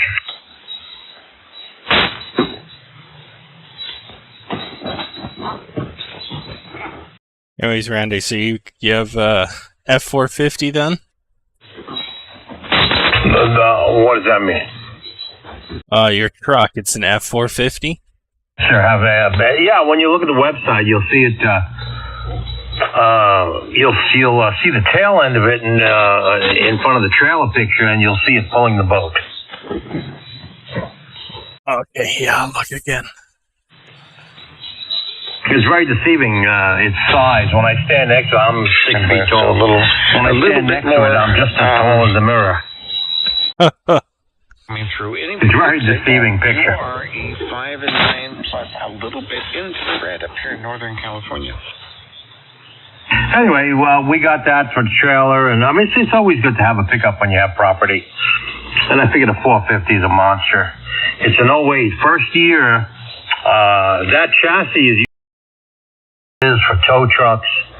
It's got the 19.5, the 11,000-pound axle, the monster engine in it.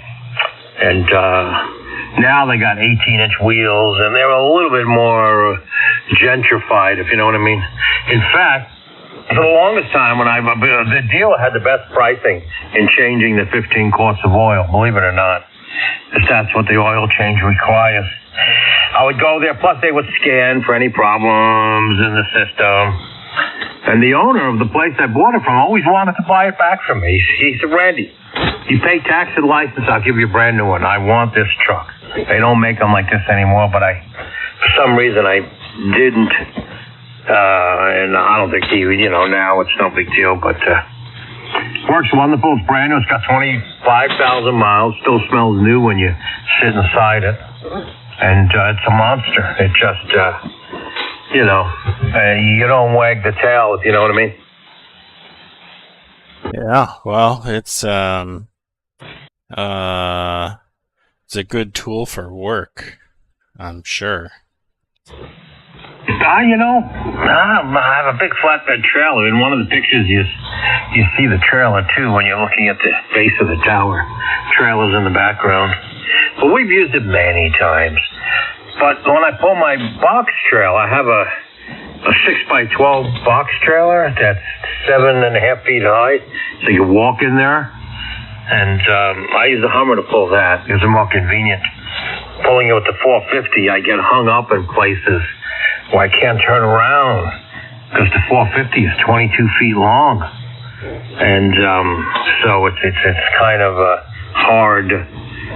But, the boat was, I think, 9,000 pounds or, and the trailer was 18,000 pounds. So it is 18,000 pounds. So the 450 was great. I sold the boat the week before last. Oh, man, no more time in the water? No, the wife doesn't like it. The wife doesn't want to swim at the lake because of all the germs and everything. She's a survivor. She had breast cancer, but of course, thank God thank God she went through it so wonderfully, and no unneeded surgery on her beautiful body, And she said, I don't want to swim in the lake anymore. It's just there's so many microbes, there's so much crap in there. And so I built her a pool. You know what I mean? Yeah. Sure do. What about those electric, like the F-150 Lightning or even the electric Hummer? Well, the electric Hummer, my son was going to get one, but they turned out to be a bum. They're 9,000 pounds, and they're terrible off-road. All the YouTube videos I watched them going off-road, they're terrible. They all break. They're not made for it. Something's not right in the transmission. They go into limp mode. And my Hummer, it's amazing. We've been all over. I have 238,000 miles on my Hummer. Man, don't believe the videos. Because, I only saw one where it was some numbskull jumping a Hummer, an electric Hummer, at 60 miles an hour. He slams it on the ground, and yeah, it broke. But, the electric powertrain is specifically for off-road use. Man, think of... that has a lot of potential because the ground clearance is a lot better. Each wheel is individually controlled. It has its own motor. It has an extremely advanced traction management system, right? You don't need lockers. Every wheel is driven by itself. It's amazing. Well, the thought is wonderful. Did you hear? Were we doubling it all, or you heard the mileage on my Hummer? Yeah, that's good. Okay. I saw legitimate guys went to LDMOS on the side. It failed. Something in the transmission failed. It didn't one wheel off the ground, and all the And then I saw it with two people. One's that crazy kid, the Stedman, but the other one was a grown man, and it failed on him too. So no, I'm not going to go electric with the Hummer. I'm going to keep our two Hummers the way they are. And you want to hear something funny? They're appreciating in value. Yeah, that I could believe. Just consider it eventually, because it's a skateboard, man. Like, there's nothing on the underside. It's totally armored. It's steel armor. The ground clearance is good. I don't know if you've seen any of the Rivians off-road, but they're monsters, man. And anyways, I think I heard PBJ coming back. Take a turn. Well, thanks, guys. No, you carry on. I'm just listening. Fascinating. And again, Randy, good evening to you from Dave in Grass Valley. Are you hearing that crap from 7203? I'm on the KFS SDR, and all I hear is a wah, wah, wah, wah, wah, wah, wah, wah, wah from that one dude up there. Are you hearing that? Listen. I put the attenuator all the way in. It helps. He's talking now, right? Yeah, he's talking now, or somebody is. Yeah, my 7800 is very interesting and adjacent problems. No, I'm just hearing a tiny little bit of.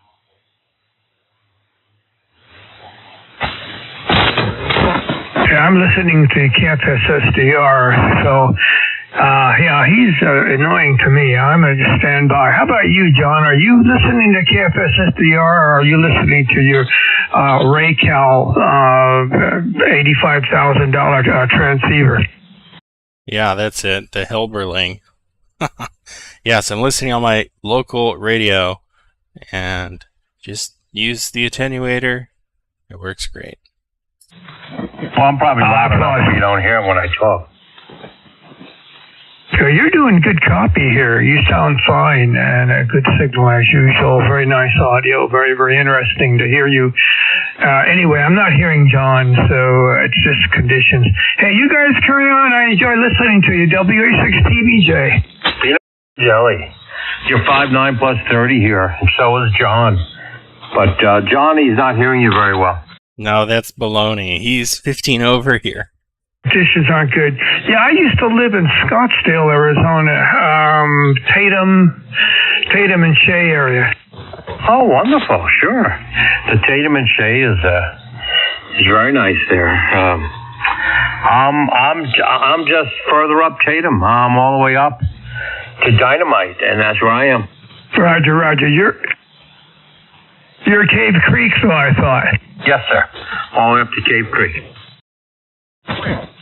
Yeah, Cave Creek, I remember. You'd pass if you were taking Scottsdale Boulevard eventually. Well, I don't know if you'd pass. Yeah, I guess you did pass. Used to be a western town there. They all tore that down.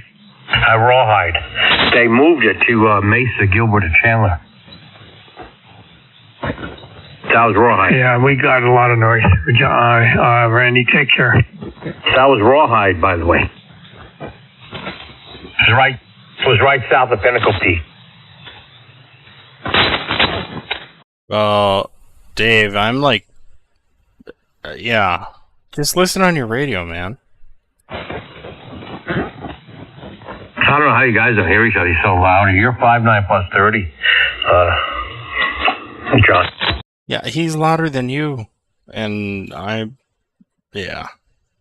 Oh, do not tell me he's louder than me. Well, just conditions, man. No, don't you dare. Hang on.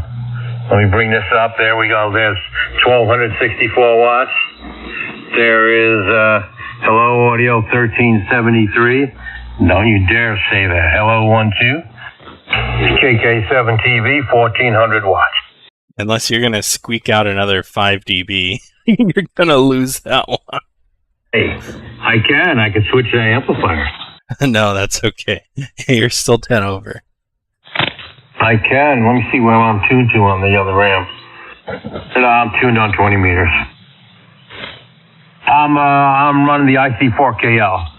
capable of between 1,500 and 1,700 watts out on every frequency except 10 meters. Yeah. Well, 4KL, that's the big floor standing Henry. No, the IC4KL, the ICOM, the solid state job from the 90s. Oh, yeah, that's right.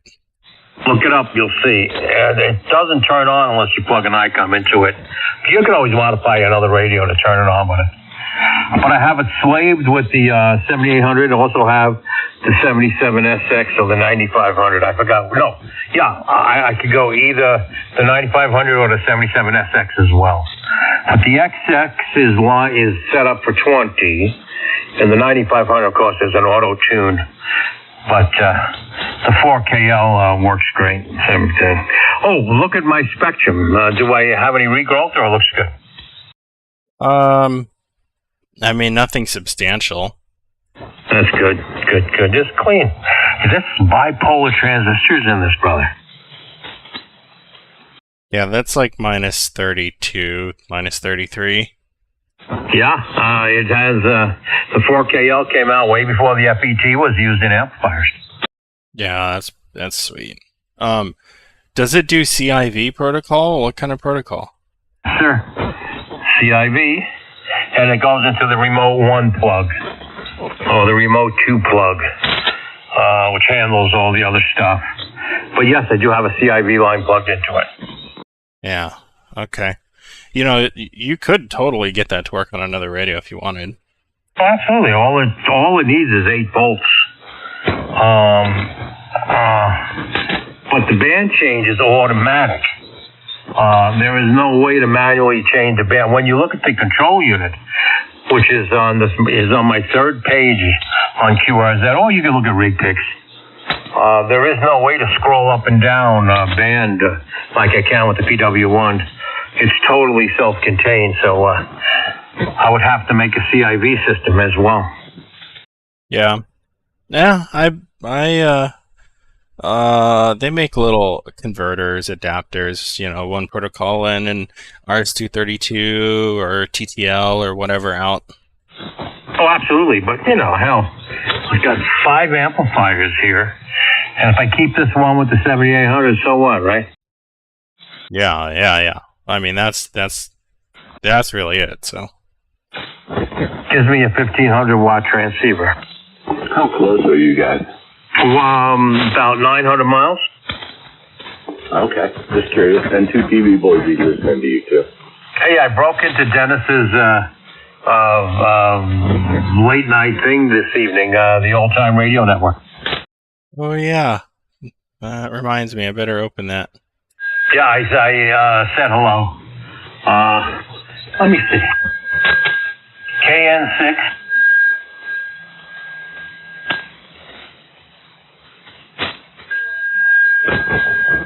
Good evening, guys. K5BLS. There you are. Hello.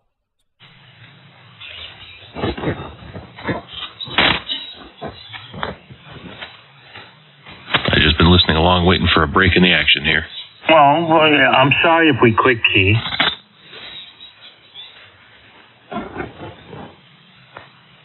You're in Texas, right? Yep. Tonight I'm here at home in Texas, Fallon, Nevada. You know, I have the back of the antenna to you. I wonder if that would matter if I turn it towards you. Can I? Yeah, Randy, you're 10 over. All right, good. So that was Mark, right? No, that was John. John, I'm sorry, John. Gosh darn it, brother. I promise one of these days the old synapses will kick in. What's my signal report with the antenna not facing you? Well, you're still 10 over, so point it to K5BLS there in Nevada. Yeah, Randy, you're pounding in here, no problem. And for what it's worth, you're just as loud as Dave was over here. So I don't know what John was talking about. We said you're in Texas. I know, and I was pulling your leg. Oh, you're not in Texas? No, I'm in Fallon, Nevada. Oh, I'm facing the right way. Boy, that boob is making a lot of noise on 14203. Yep. Selling a lot of IMD products.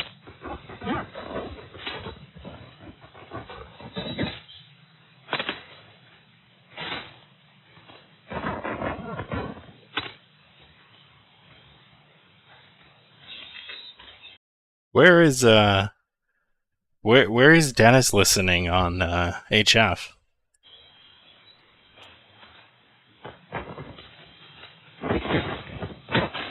Isn't it down an 11 meter band? Maybe he's on 2 meters or something.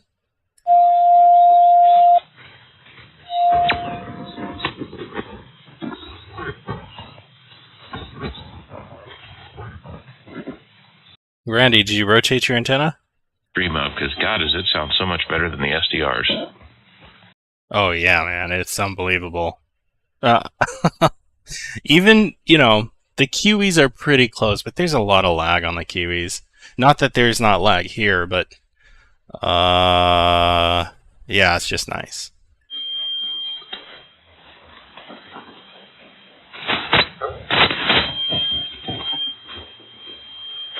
Yeah, I've been screwing around with this EQ all day, and it sounds the best on listening to your audio feed. Does sound good here. What kind of changes do you make?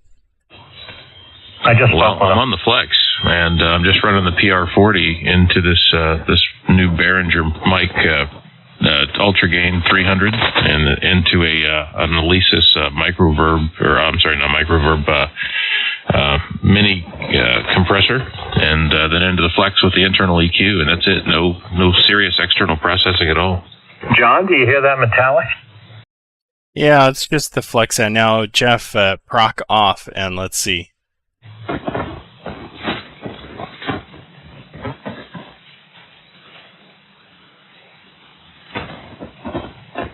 All right, what did I miss here? Sorry, I was concentrated on something else.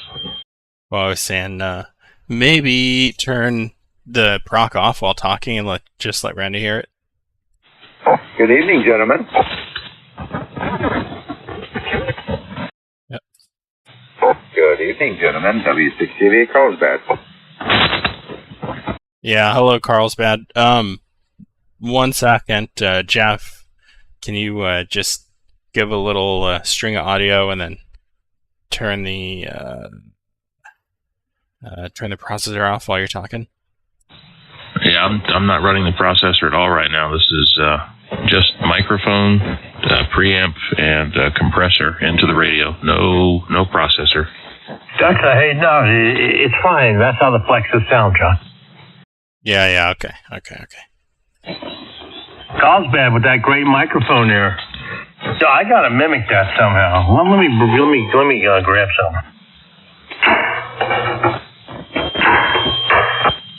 There we go. How's that? Or is that too loud? A little too much. Carlsbad, please key up again. Carlsbad, go ahead. Roger. This is Roger, W6TV in Carlsbad.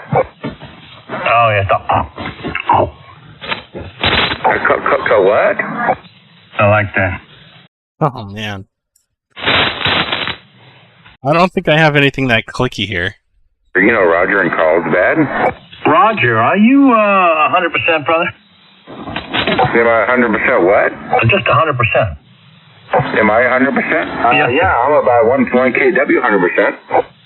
Gotcha. Yep, I can't watch those. No. I know, John, that was you.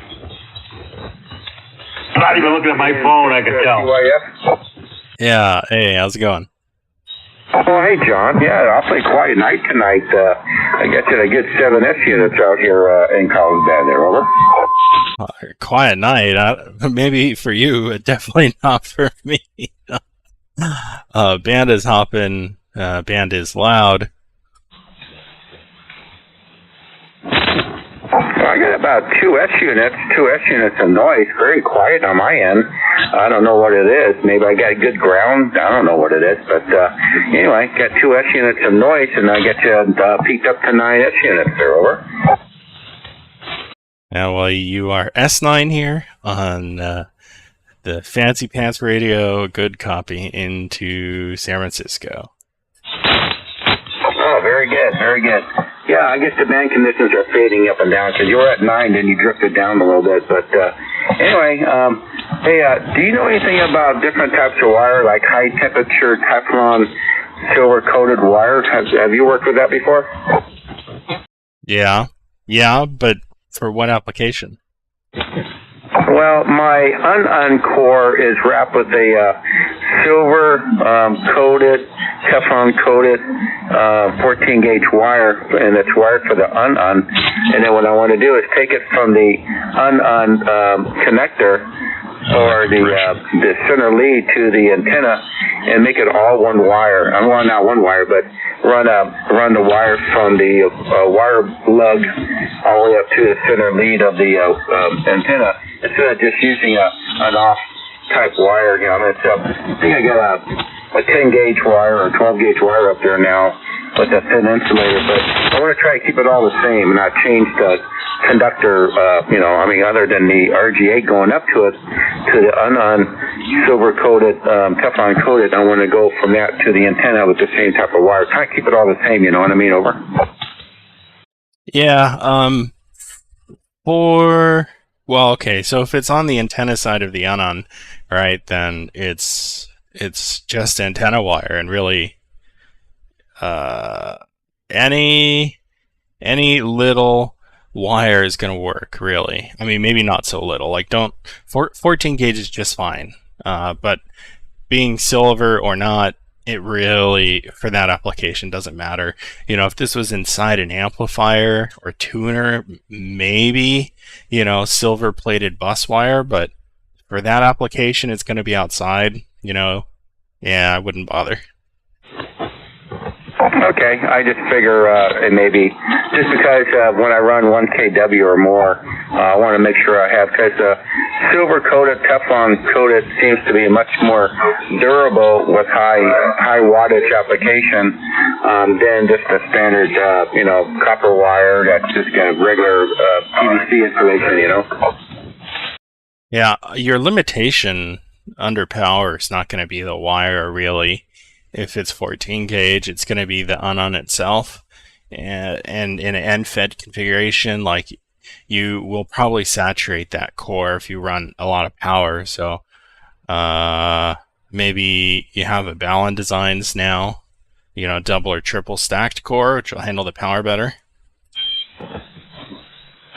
Yeah, I got two double cores and rounded twice on one and then 3 times on the other end, and it's made by Polymer, and of course they do good stuff. So yeah, I just wanted. But then I also thought about the bottom of the base of the antenna has an opening where a SO239 will fit perfectly because it's got 2 little slots where you can put bolts in there. So I thought about just taking off the wire lug off of the ANAN, throw it out into a PL239, and then just run a little 6-inch or 9-inch jumper RG8 straight to it to eliminate any water getting in it. So I think water might have got in it, or an insulator might have got into the wire going up to the hole. I figure if I take the hole and put a 239 in there, and then just take the center lead of the 239 and run it straight to the center lead to the copper tubing, that would eliminate any type of contaminant or moisture to get up in there. Over. Yeah, the only thing that I get a little weirded out with that is, like, especially at a feed or on a mast, right? I try to avoid soldered connections because, especially when they blow around, like, that stuff gets brittle after a while, especially if it's been outside for a long time. And I really try and stay with crimped connections, like well crimped, Oh yeah, I used to crimp them and solder them too, just to make a better seal connection. But some people say don't solder the crimp connectors. What's your thought on that? Don't solder. If you crimp, just crimp. Like, think about your cars. Like, nothing is soldered in the car. It's all crimped together, and it stands up to hundreds of thousands of miles of vibration and heat. Like, a good crimp will last a really long time. So, I never thought about that. Yeah, and I work on automotive, and I've always seen crimp and no solder. Yeah, you got a point there. So just crimp it and just leave it alone. Yeah. Now, I'm not saying take a pair of pliers and just mangle the crimp. The right tool for the job is really important. Like, I crimp lately. I've been crimping a ton of Anderson power poles, and like having the right tool to do that, oh my god, it's a huge difference. It's almost like kind of a roll crimp. You get, a 10 gauge wire, you can actually get into a 30 amp contact if you're meticulous. Every strand the same length, all properly stripped back and fit in, and it works great.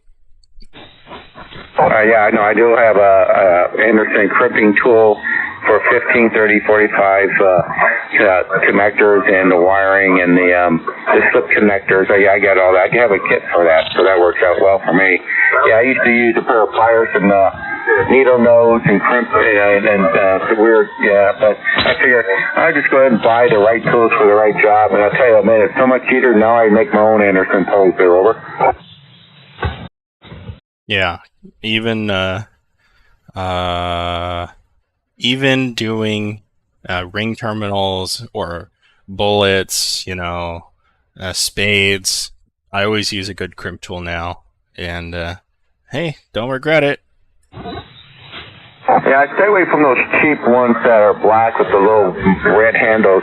I usually buy the ones with the blue handles, like the I forget the name of them, but the one that's got much better cutters for the different wires and the wire strippers and crimpers. And I buy the expensive ones because they last longer and they do a better job. Then I have a special crimper that looks like a pair of dikes, but they specialize in just two sizes, which are multiple sizes, and that thing really crimps tight down the center and makes a nice even curve all the way around. Unlike the other one more like it's like kind of rolls it in, and the other one actually pinches it in. So yeah, the right crimper for the right glove definitely helps a lot there, Robert. Yeah, absolutely. Well, I don't want to leave Randy and Jeff out. Randy, take a turn. This is KN6TYF. No, I like to be left out. All right. No, I do, honest. Enjoy, help. I didn't know that you knew about that stuff, and I'm listening to you if I have to correct you, but I haven't. Correct me. No, not necessary. Okay. Did we get around to it eventually? Yes, you did. You pulled a Jason. I have a Jason working for me, a wonderful fella. But it takes a while to get to the heart of the matter. Hey, well, that's how it goes. So it's okay. I understand and I get it. I told you that's the plight of the intellect. We're a little bit nuts. Oh man, I gotta be a little bit nuts. You are a little bit nuts. You can't help it. Oh, that's why I like the peanuts. That's why I like pina colada. Well, We lost Jimmy Buffett. Yeah. Sad times, man. Margaritaville. A beautiful amphibious plane. There was one of those at the airport that I would fly out of, the Deer Valley Airport. They had a I can't think of the name of it, de Havilland or something. It was a beautiful seaplane, big. You could truly build a beautiful home inside it and fly all over and camp on the water. He had one of those. Wow. What was that, Jeff? I was just saying that maybe he'll find his lost shaker of salt finally. In Margaritaville. Hey, good evening, guys. N6MUD. Greg, not Craig. Greg, not Craig, yes. Yeah, John corrected me the other day. He sent me a scathing text, Craig. So good, man. But just remember Craigslist. That's my list there, Randy, over. Did you invent it? Well, it's got my name on it, right? That must mean I must have something to do with it. Oh, my God. So why are you not on a Huberling? No. But a lot of times when people don't understand my name, I say Craigslist, and all of a sudden it clicks just like that. It wouldn't work with me. Wow. That works. When are you going IPO? Can I forget? Like, John, Jeff, Mark. I mean, I called them 4 different names today. How do you get Craig wrong? W6JCZ. Oh, there's Greg and Craig. Well, but sometimes we kind of sound the same. I could see how you can kind of get all of these stations mixed up there, Randy. Yeah, you all have such good audio. Charlie? It's like you all have the same antenna head. And I'm very, very... Oh, man. The CPU water block in my computer is like not doing its job very well anymore. The what? CPU? Yeah, well, okay, so my computer is all water cooled, and the heat transfer block, there's like a cold plate that has water channels that runs through it, and then the other side is pressed against the CPU. And these newer CPUs are very small, so the heat density per like square millimeter is very high. And in order to cool something like that, it must have a huge number of very small diameter fins, or very thin fins, which means they tend to clog up real bad, and I think there's something clogged up in it again. What are you running, John? Using Mylar between, or using some paste? No. There's a very high performance thermal paste in there. Guys, that silver stuff? No, that stuff was great for its time, but not great anymore. Copper looking? Well, so I'm not using... on some builds I've used liquid metal, which is a gallium alloy. Kind of looks like liquid mercury, except a little bit thicker. No, but I'm using something called cryonaut, and it's made with alumina and zirconium and some silicone oil carrier. It's like very effective. That it is, but like you said, you have a tiny little surface area. So is there a specific heat sink made for that IC chip? Yeah, exactly. You don't have it? Yeah, I have it, but you know, it's been a few months, and my coolant maybe is slightly contaminated, so I don't know. I've never changed mine. Do you use water? You ought to change it. No, I mean, yes, it's distilled water and purpose-made PC coolant, which has some biocide in it. Yeah, the water like I used to use on my racing motorcycle. Yeah, that's it. Yeah, it works great. You know, I've never changed mine. I've never changed the water in my water-cooled system. You think I should? Well, is your water-cooled system all-in-one? It's a closed thing, or do you have open loop like mine? I have a front radiator in the front with the hoses going to the pump that's on top of the unit that grabs the heat from the CPU. Yeah, that's a closed system, and it cannot be opened. And they have a finite lifespan because the coolant, the liquid molecules actually diffuse out slowly through the rubber hoses. And so over a few years, especially if you actually use the computer and the coolant gets hot, the level drops and drops and drops. Maybe I should just get one to put on right on top of it, no? Well, so this system was built like the cooling system with separate components, right? So I've got a radiator just like that, one on the top of the case, one on the side of the case, and the hot air comes out the top. It's like top exhaust. And the hoses go, there's a separate pump, and then from there through the two radiators, then to the CPU, then to the graphics card, and then back to the RAD. I got a question for you. Is there a program that I have on my computer that actually could interrogate my system, make sure it's working correctly? Yeah. Well, where do I get it? Well, I think you have the IQ program. You can start with that. Where's the where do I have that? Oh, it's called IQ. ICUE. Oh, I got that. Yeah. So check that first. Well, I'm trying to find the IQ program. Where would it be hidden? I don't know. It's in the start menu, man. Oh, okay. Let me bring up Task Manager. Let me go start up. No. Start menu. Oh, the start menu. Yeah. Where would I find that? I'll press the start key on your keyboard. Oh, the start key? The Windows key? Okay, I just pressed it. Okay, so that menu it opens is a start menu. Now just start typing IQ, ICUE.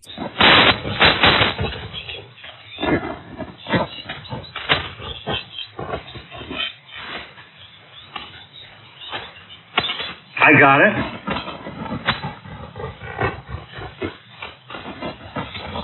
I'm running it as administrator. You shouldn't need to. Should I just hit open?